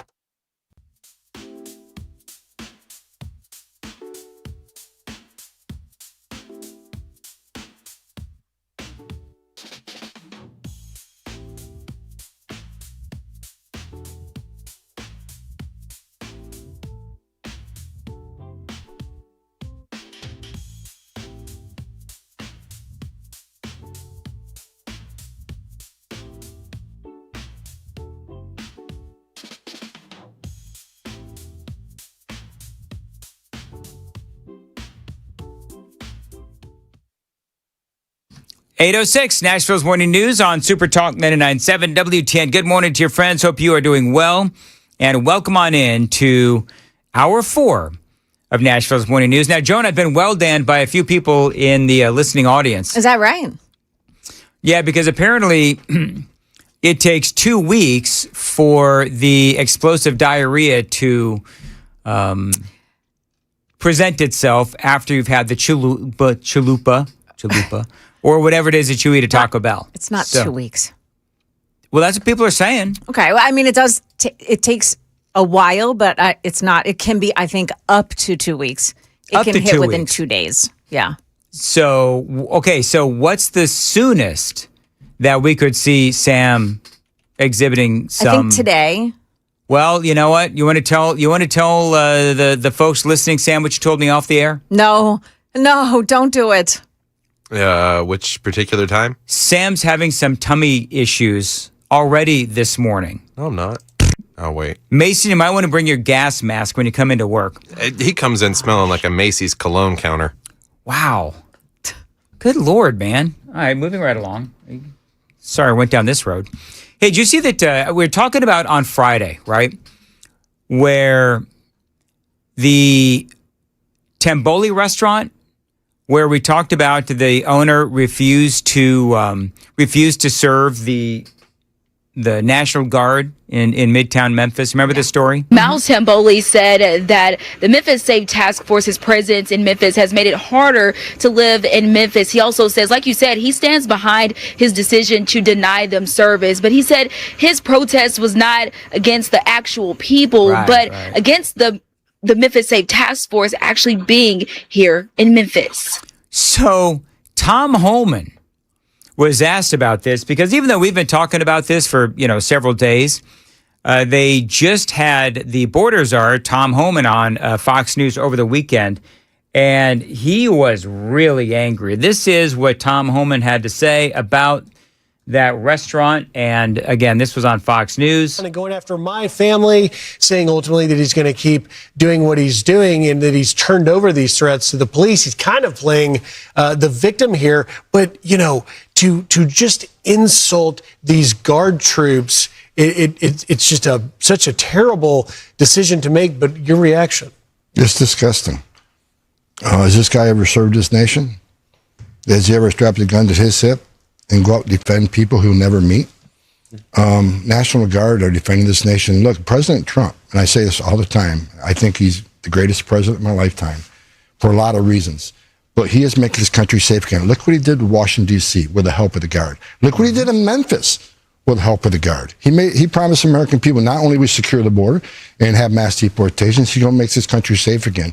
So National Guard is helping ICE and FBI and DEA and ATF and dangerous cities to make them safe again. National Guard had a big piece of that. That pizza owner ought to be thanking them for making that city safe. So it's disgusting. But then again, it's all based on the hateful rhetoric from members of Congress who want to say, they hate President Trump no matter what success he has. Yep. I mean, that's Tom Homan, and he's absolutely right. It is interesting how the Democrats, and we were talking earlier about the Democrat Socialists of America, the DSA, and how the things that they stand for, the things that they want to do, and the things that they want to implement into our country, a lot of them, not only are they antithetical to the Constitution, but they just don't make any sense. They're antithetical to rational thought. And so the more that we hear, and talking to Matthew, heard about this earlier, great conversation, you can catch it on the podcast. But I do wonder, and Joan, do you have an opinion on this? So do you think that the communists, do you think that this will be the direction of the Democrat Party moving forward? Do you think at some point, Sam says yes. I absolutely agree. You think so too? They're just going to take over like a virus, like a mind virus? They're being escorted in. It's like the craziest thing to watch Bernie Sanders and AOC like invite these candidates to take over. Mm-hmm. And then they're just leeching onto them. While your ordinary, everyday Democrat is going, hey, hang on a minute. Like, that's not what we do. But they're not doing anything to stop it, really. They're not. Mm-hmm. They're afraid. You know what it is? They're afraid of them. That's what I was going to say. They are afraid.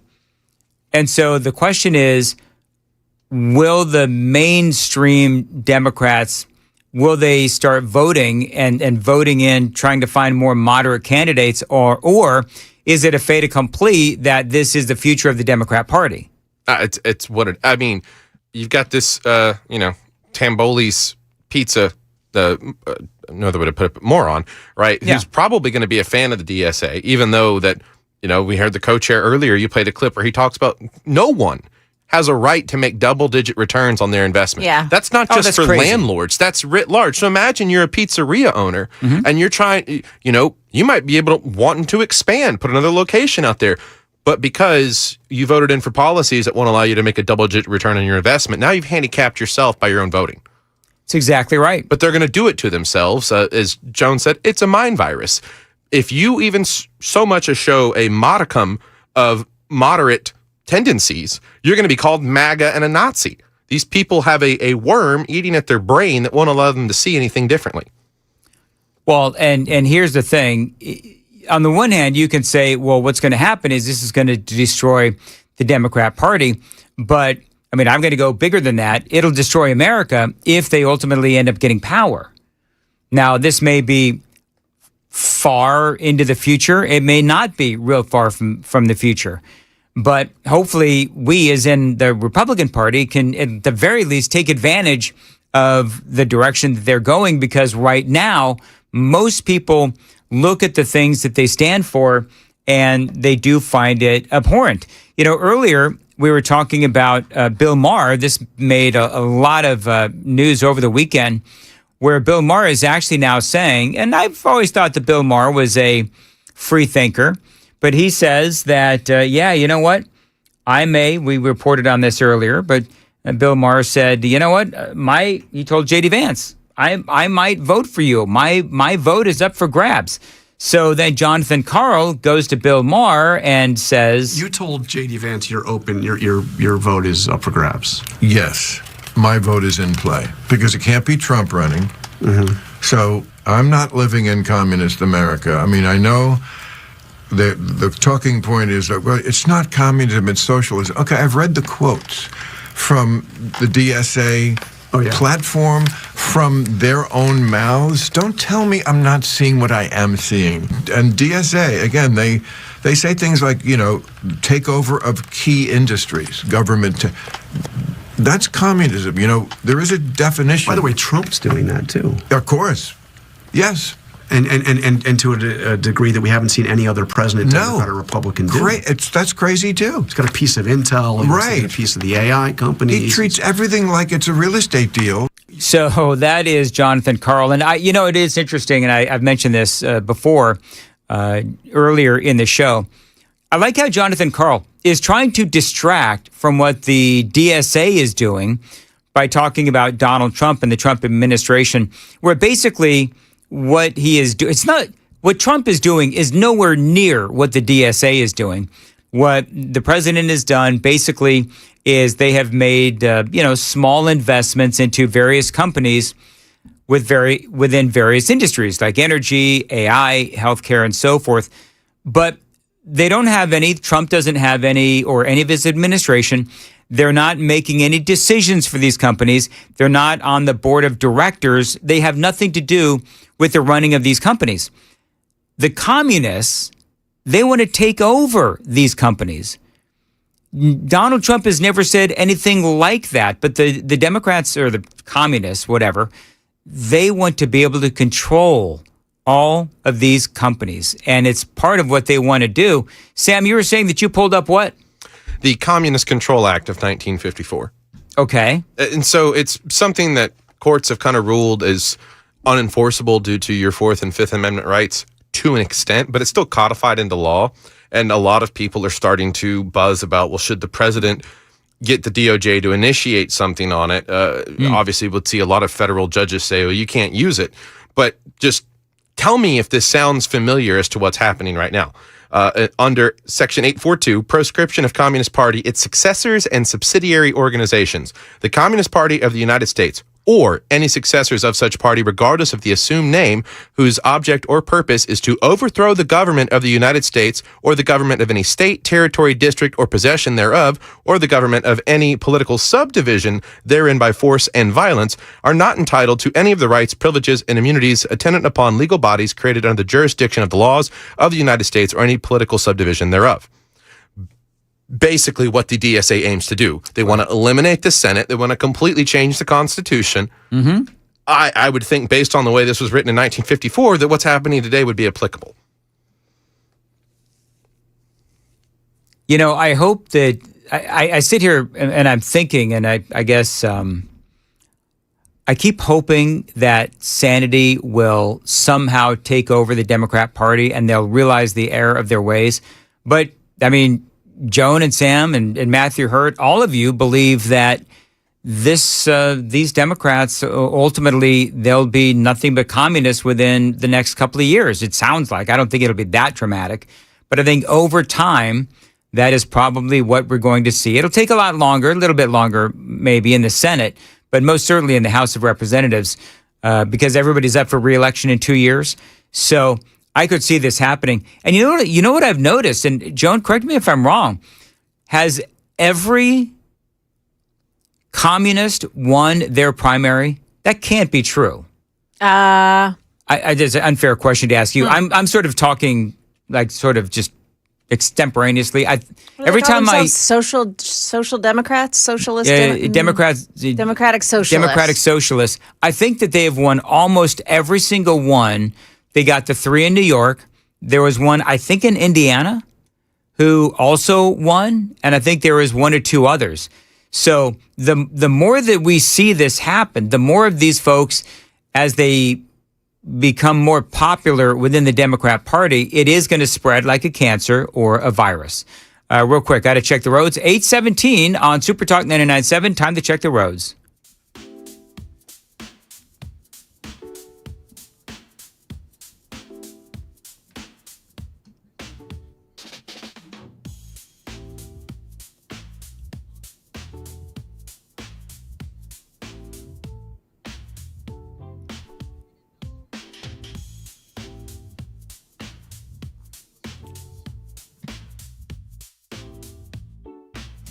All right, as far as your weather goes, hot today, possible thunderstorms.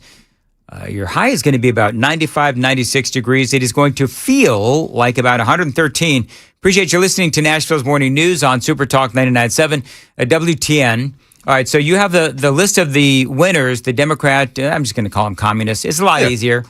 But have they won almost every single primary or every primary that they've been in? So the New York City and state races saw the biggest DSA waves because Mamdani came out and endorsed some people. You had the Chevalier lady who won New York 13. She's a DSA member. Valdez, who won New York 7. She's a DSA member. State legislature,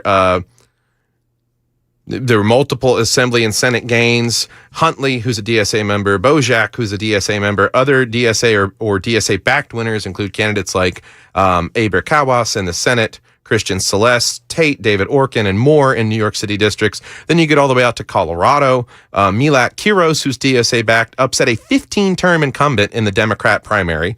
Pennsylvania and other states have additional DSA successes. Los Angeles, of course, Nithya Raman is DSA-aligned, who got through the mayoral primary for the runoff.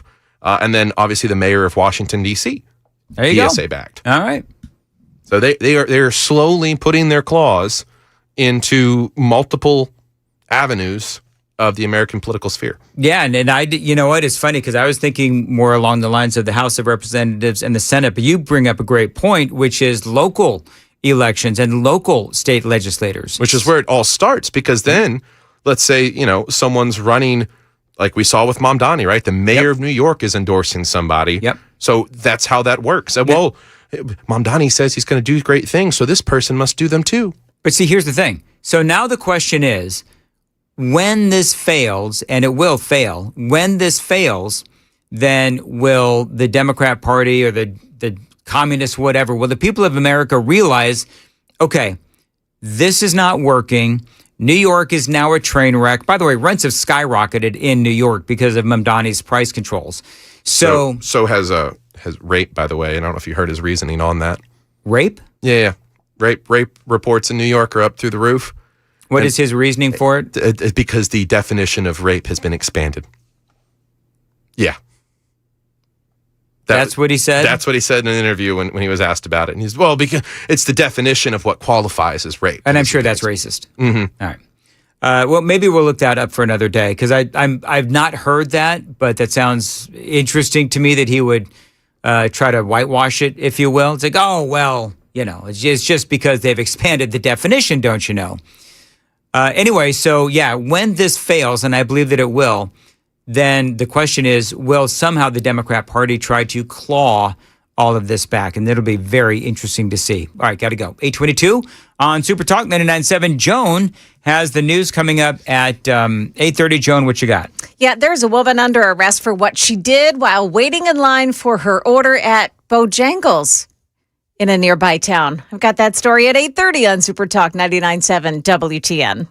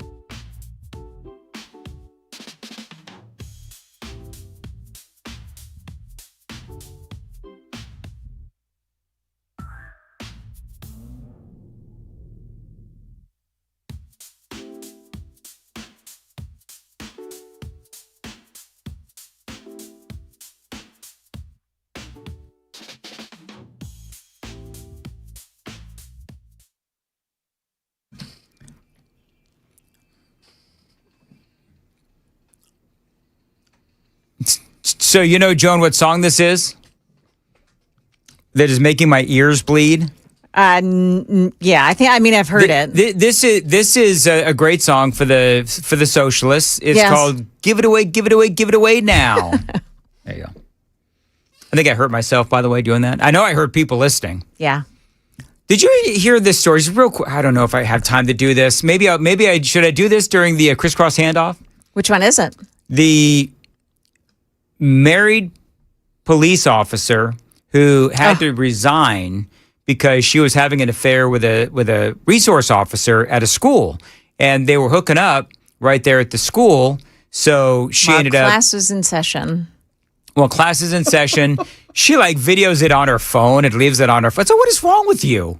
So the husband finds her husband, by the way, is a cop too, and so the woman is having an affair with the school resource officer. She's a cop, school resource officer. Woman's husband is a cop. He finds the evidence on her phone, turns both of them into the precinct, and so they all got in trouble. She is now either quit or got fired or whatever it is. Deja Vu is now offering her a job. This isn't the first time they've done that. So this, you know what Deja Vu is, right, Joan? What is it?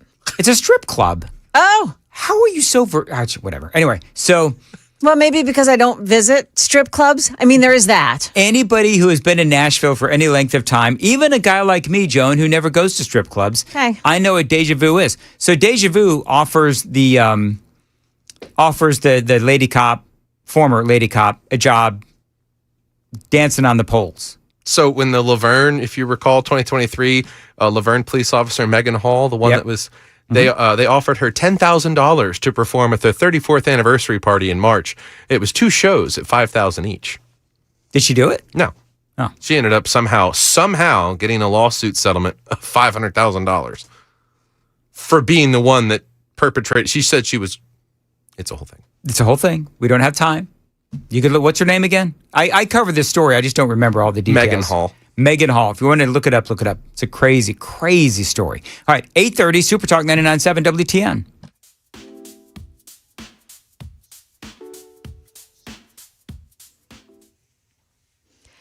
Good morning, 8:30. I'm Joan Jones with your top stories. We are learning that F-16 fighter jets from the North American Aerospace Defense Command, or NORAD, intercepted aircraft entering temporary restricted airspace over New Jersey yesterday 10 times. The planes flying in restricted airspace over Bedminster, that's where President Trump owns a golf course and a home, and in East Rutherford, where the World Cup finals were being played. President Trump was in attendance there, too. A woman is under arrest for what she did as she waited in line for her order at the Bojangles in Lebanon. Here's Channel 4's Danielle Ledbetter. Investigators say the 25-year-old woman got impatient. She stuck a gun out the window and even pointed at the car behind her. Customers immediately called 911. The woman, whose identity is being shielded, told police she's a prison supervisor in Trousdale County. She's facing a long list of charges.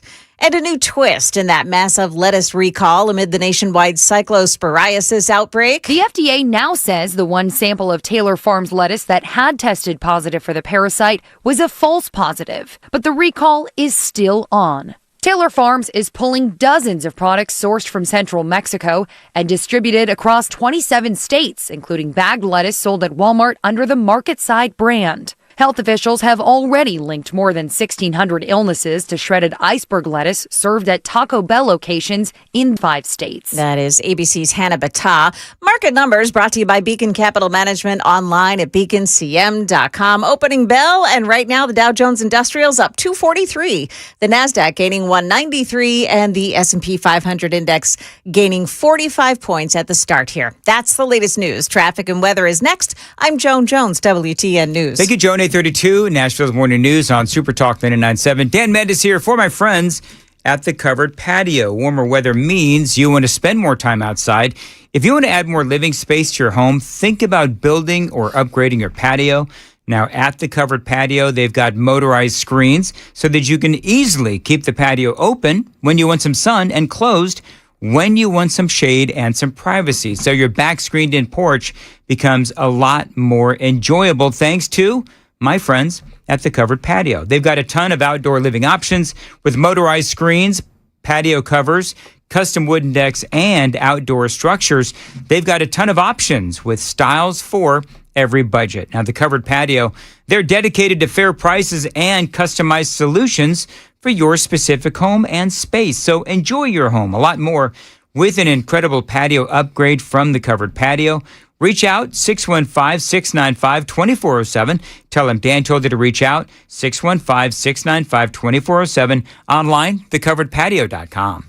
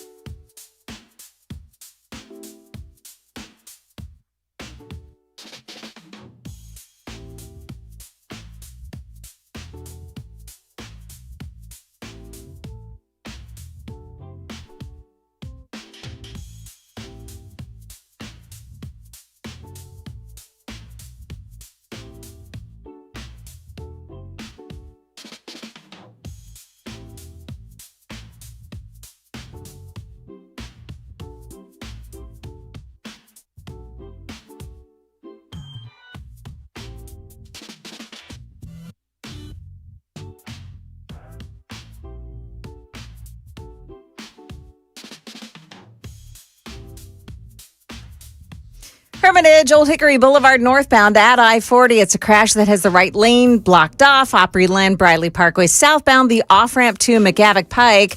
There's a crash with the off-ramp right shoulder blocked. You've got a crash in Donaldson on Lebanon Pike at Briley Parkway, and one more in Lebanon on Highway 109 northbound between East Division Street and Hickory Ridge Road. Traffic every 10 minutes every morning on Super Talk 99.7 WTN.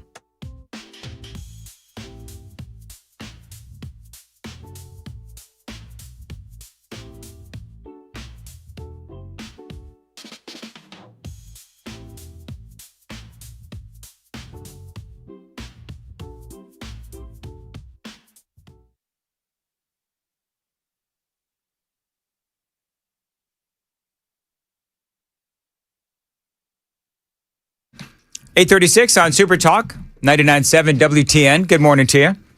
What's up, guys? Chris is here. Hello, how are you? What's up? What's up? Did you have a good weekend? I did. How about yourself? I did.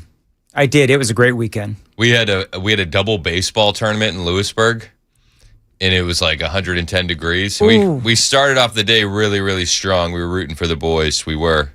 And by the final game, we're like, a loss wouldn't be that bad. Because these tournaments, the more you win, the longer you have to stay. It got hot, man.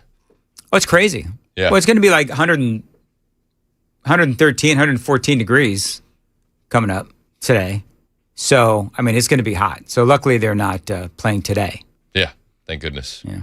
I'm ready to cancel baseball for the remainder of the summer. You know what? It's America's pastime, Chris. Unless we're doing it indoors. I'm not sure I'm a fan right now. I think I'm better. I think we're better off waiting until fall. Do you know what? Baseball under a roof is akin to like communism. No, it's That's not. what it is. It's not. No? If they bring a major league team here, you have to give us a roof.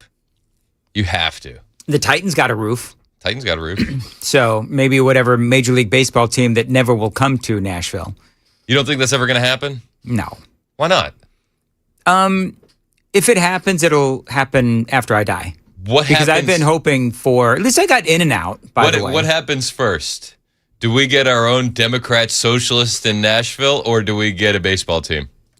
Democrat socialist. We've already got a Democrat socialist. We got the Justins in Caroline, whatever. Not Caroline. What the hell is her name? Did you see AOC code switching over the weekend? Yes, we played that earlier. You got that audio? I think Joan or Sam, somebody played it, and it's like she's doing the whole thing. Ooh, I do declare. Oh, that's exactly. Do you have that audio? Justin Pearson, my. Ooh, Lord. That was so dumb. All she needed was the fan, like she was in a black church. All she needed was the hot sauce in her purse. Ooh, Lord. Here we go. Afford to leave Tennessee behind. We cannot afford to leave Kentucky behind, Alabama behind, Mississippi behind, Georgia behind, South Carolina behind. Oh, God. That's the worst. Behind. I do declare. It's just... What a Southern belle. I didn't know. Sure. Absolutely. I didn't know that she was a Southern belle. You're telling me for the first time.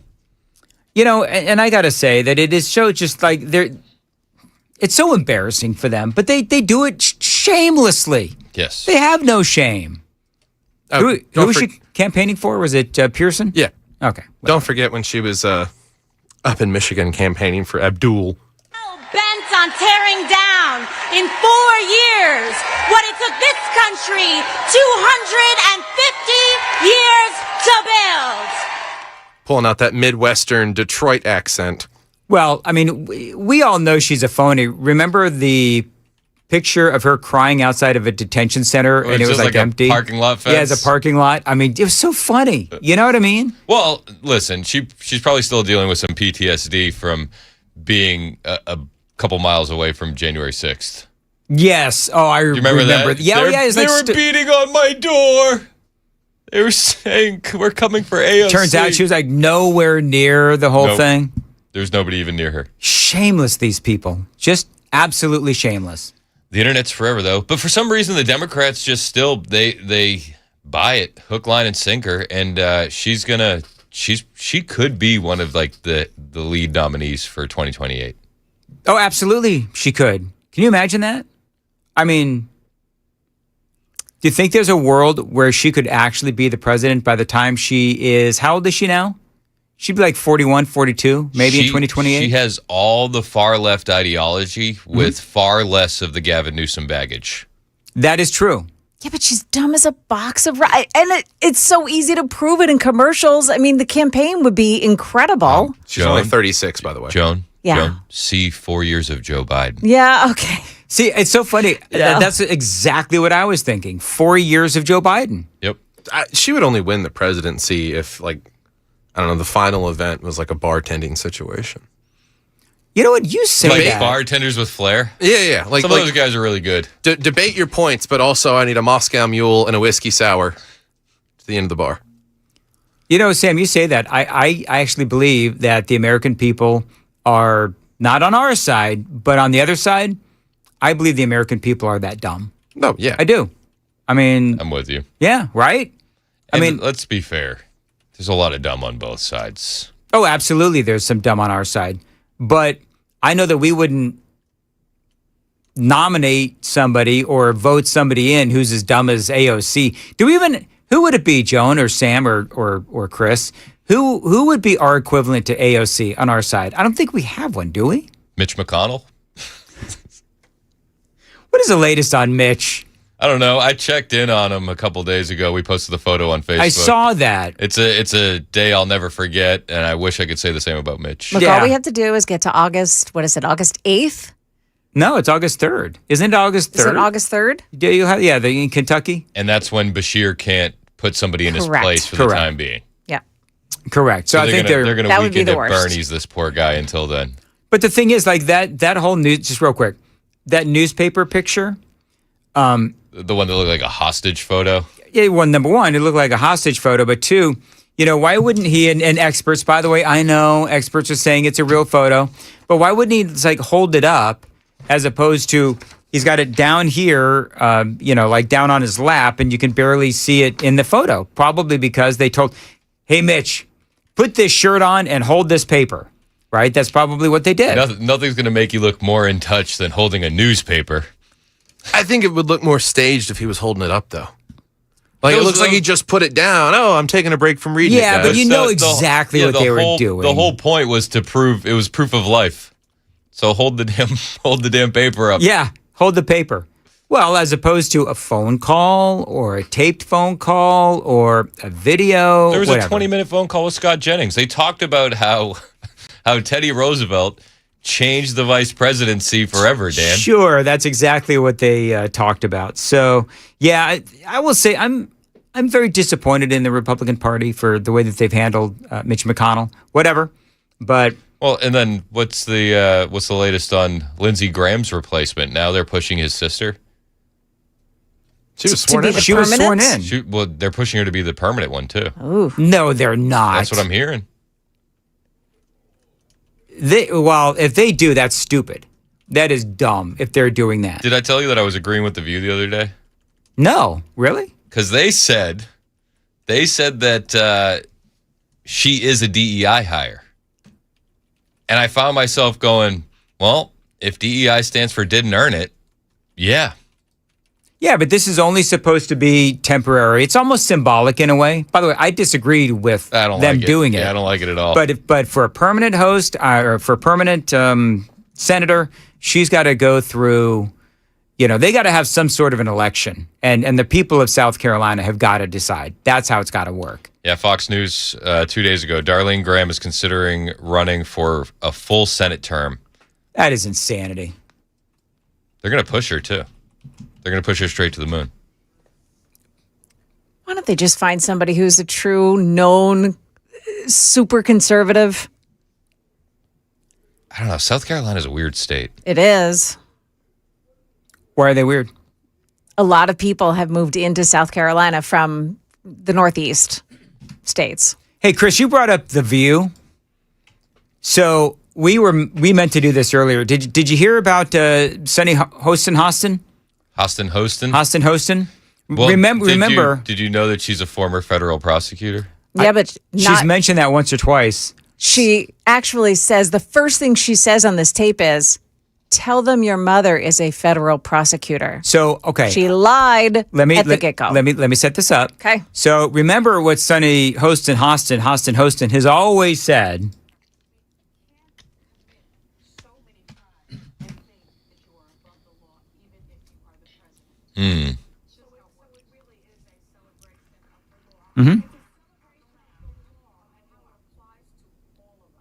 No one is above the law.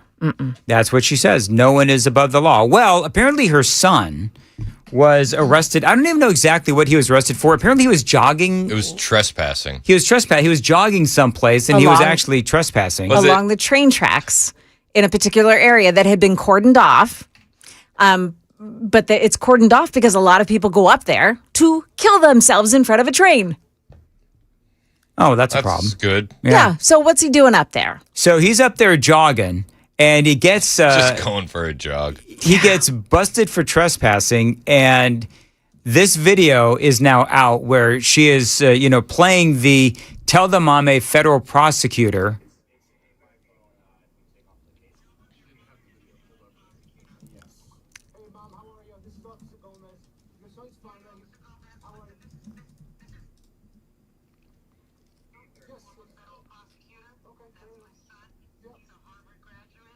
By the way, we also know that he's a Harvard graduate. She said it like 50 times. Yes. He went to Harvard. Yes. Like Harvard is some big frickin' deal.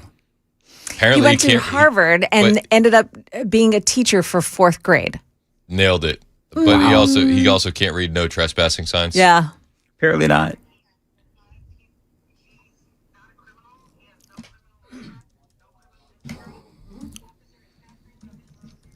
Did she at any point say, "I am Sunny Hostin from The View"? Like, did she play that card?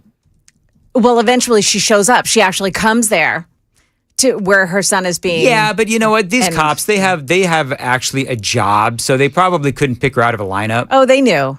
Oh, did they? They were very kind to her, and they did more than they should have. They reduced it down to a misdemeanor. He still has to go to court, but they were very kind to her. "Hey, Mom, we get it. We understand. It's okay." But we've already we've come this far already, so now we can't walk it back. Literally, they can't walk it back because it's already on tape or whatever that they've taken them. It's like if you get pulled over and they start writing your name down on the little ticket book. Yeah. Then they handcuffed him. They had him handcuffed. Yeah, they had him handcuffed, and he's got I don't know if it's going to go on his permanent record or whatever, but I so right underneath attended Harvard, it'll say attended county jail. I don't know. So federal prosecutor. For a lot of moms, if this happens to your adult child and they call you and say, "Hey, I'm in trouble. Can you help me?" Almost every mom is it's a struggle. Yes, of course you're going to help your kid. How old is he, the son? He's got to be at least in his late 20s. If he graduated from Harvard. Okay, so wait a minute. So he gets picked up by the cops, and the first thing he does is call mommy. Call mommy. Okay, that tells you a lot. So embarrassing. He's 24. Yeah. Oh, he's 24. Okay. He graduated from Harvard last year. All right, I want to do my story real quick. So there is a story out there at Wrigley Field in Chicago. I've heard of it. Have you seen this? So there's an older guy who is ticked off that the younger guy will not stand up for the national anthem, and he smacks him in the back of the head. He's like, "Get up!" He won't get... Smacks him. People watching on Super Talk TV. I love it. Dude smacks him in the back of the head. God bless him. And so the guy, and everybody's watching, and the guy's sort of shamed. He's like shamed into standing up. And the guy's still yelling.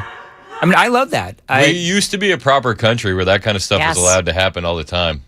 We need to get back to that. Yeah, and the guy just keeps yelling at the guy for not standing up. I mean, this is the problem where you see people sitting and during the national anthem, and it's like, why aren't you standing up? I mean, I haven't been to a ball game in years and years and years. But at this point, I would probably, would you say something? If you were, yes. I would be the old crotchety guy like I am, and I would be that guy that, why don't you stand up? I would do that. You should. I might get my butt kicked, but I'd probably do it. But you would wait, call security over before you smack him in the back. Then I'd tell him to hold me back. Hold me back. Hold me back. I'm going after this guy. He's not standing for the national anthem. So anyway, there you go. Did they give him a medal in Chicago? Does he get a hero's welcome? They'll probably charge the guy for assault. The guy that smacked him, banned from Cubs games for the rest of his life. This kind of stuff can fly with the White Sox, but not here at Wrigley. What you got to do is you got to give them the judgmental look over. Like, do you have a physical injury or disability preventing you from standing? No, you're just a lazy POS? Yeah, Okay. it's just a lazy POS is what the guy was. That's all it is. Anyway. They should shame him. The guy that wouldn't stand. Well, the guy did essentially because he's telling the guy to stand up. Everybody's looking behind them to see the verbal confrontation between the old guy and the young guy as the old guy is telling the guy to stand up. He smacked him on the back of the head like it was his son. Yes. That's the thing. I was wondering if he knew him, but apparently he doesn't. No, guy just decided. That's assault. He's had enough. Yeah. I mean, actually, Joan, it is assault. It is assault. Yeah. But I like how the guy felt shame enough to stand. Can we all agree that some assault is good? Yeah. No, I'm kidding. No, we're not. Use it as a promo. Yeah. Dan Mandis. All right, whatever. All right, moving right along. What's worse, the guy not standing for the national anthem at a Cubs game, or the guy that stole the home run ball from the little kid that one time? Not standing for the national anthem. Because that shows that you hate America. That's what it is. You're teaching that kid a valuable lesson. Yeah. Now, the guy that stole the baseball, you're right. You're teaching him disappointment. Yep. And the kid deserved it. I like what Todd has to say. What's that? Bring back dueling. Make it non-lethal or first to blood. See, Todd, you lost me there. I had you on the first half of that. Didn't they used to do non-lethal dueling with wax bullets? Oh my God, that would be fun. I think they We did should that. be fun. They did a whole thing. It was like wax bullets for non-lethal dueling. Would it be fun to do like non-lethal dueling? I would do it. Of the four hosts. It was the French, of course. The French would want the wax bullets. Of the 4 hosts, if we all did dueling, who do you think would win? I'd be the first to die. I'll go ahead and admit it. You're the hardest target to hit. Wax bullet dueling was actually an event at the 1908 Summer Olympics in London. Really? So Wow. you do the take 10 steps and then turn around and take a shot. Yeah. So there you go. We need to bring that back. Our 7th president, right? Andrew Jackson. Yeah. Okay. His whole thing was he'd like to duel people. That was like a big thing with him. And one of the guys disrespected his wife, so he let the guy shoot him, and then he killed him in front of the crowd of people. Way to go, Andrew. Same. Andrew Based. Jackson, everybody. Based Andrew Jackson. I knew I loved the Hermitage for a reason. All the dueling and the bloodshed. All right, moving right along. 8:53. Anything else going on today, Chris? No, I like seeing excited Dan about dueling and bloodshed. It's not a Dan we get often. It is a little off-brand Dan, for me. He's cheering on assault. He wants to bring back dueling. Did you get a good night's sleep last night or something? Bad bud? man. It's not all assault is bad. Yeah, no, I did actually. I'm sleeping in a different room now these days. Oh, inside room in my basement. Okay. I moved from the upstairs into an inside room in my basement. I've been sleeping like a baby. Have you? It feels really good, actually. Okay. Nobody cared. Why'd you do that? Why? You know why? Because my wife and Riker, they're always yelling and screaming. He threatened to duel them in the household over the level of noise they were making. That's exactly right. So we went ahead and we cleaned out the... Damn it! A little assault is good. Don't make me come up there. So let me show you the good kind of assault. You know what I mean? No, I'm just kidding. I never... First of all, if I tried to assault Riker or Amy, let's be honest, they would kick my arse. Like they really would. That's why I'd be the first to die in the non-lethal dueling. It sounds like we need to go paintballing and settle this discussion. We should do a station paintballing event. I'm actually not bad at paintballing. That'd be sick. Yeah, it's actually really fun. All right, we got to go. Joan, what's coming up in the news? I'll be the cheerleader on the sidelines. No, you won't. Yeah. You gotta strap on the thing and we're gonna shoot you. Okay, Dan. All right, there's another promo. There you go. Coming up in the news, Tennesseans are really going for early voting, and we've got the numbers for you coming up here at 9 on Super Talk 99.7 WTN. Now, when I say strap on the thing, when you go paintballing, you put it's like a shield kind of, a vesty kind of a thing. That's what I meant. You're saying wear protection. That's sure. Oh my gosh, Am I it gets done worse. yet? Mid 10 forward. It is 8:55. Mid 10 forward. Yes, I agree that times are tough these days. If you need a new car, truck, or minivan, maybe an SUV, Mid 10 Ford can help you out with great selection and pricing as well. They've been around for 56 years. Mid 10 Ford since 1969, helping people get the vehicle that is right for them. So right now, you can save $1,000 or more on select Ford trucks when you go through Mid 10 Ford. They also offer special financing if you need it. They are literally a one-stop shop, so you can buy your vehicle there. You can get it serviced. They've got a body shop as well. Brand new or pre-owned vehicles, you can check out all the great deals at mid10fordtrucks.com. That's mid10fordtrucks.com. Tell them Dan Mandis told you to reach out. 615-949-2737. Mid10fordtrucks.com. Let their family take care of your family.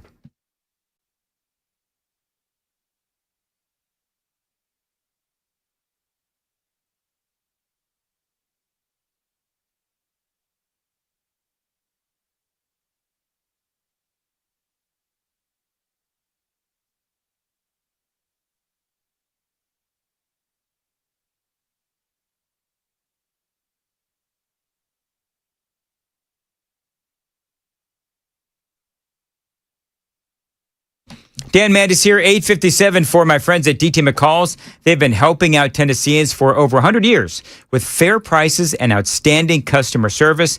Now, right now, they've got great deals on all things electronics, appliances, furniture, lawn and garden, and a whole lot more. I love DT McCall's. They've been saving Middle Tennesseans money for over 100 years. 4 generations of treating people right with a focus on savings and customer service. Now, the first thing I do when I realize I need something around the house is I do go to their website, dtmccalls.com, and check out all the latest specials. 5 locations across Middle Tennessee: Carthage, Cookeville, Lebanon, Lafayette, and Franklin.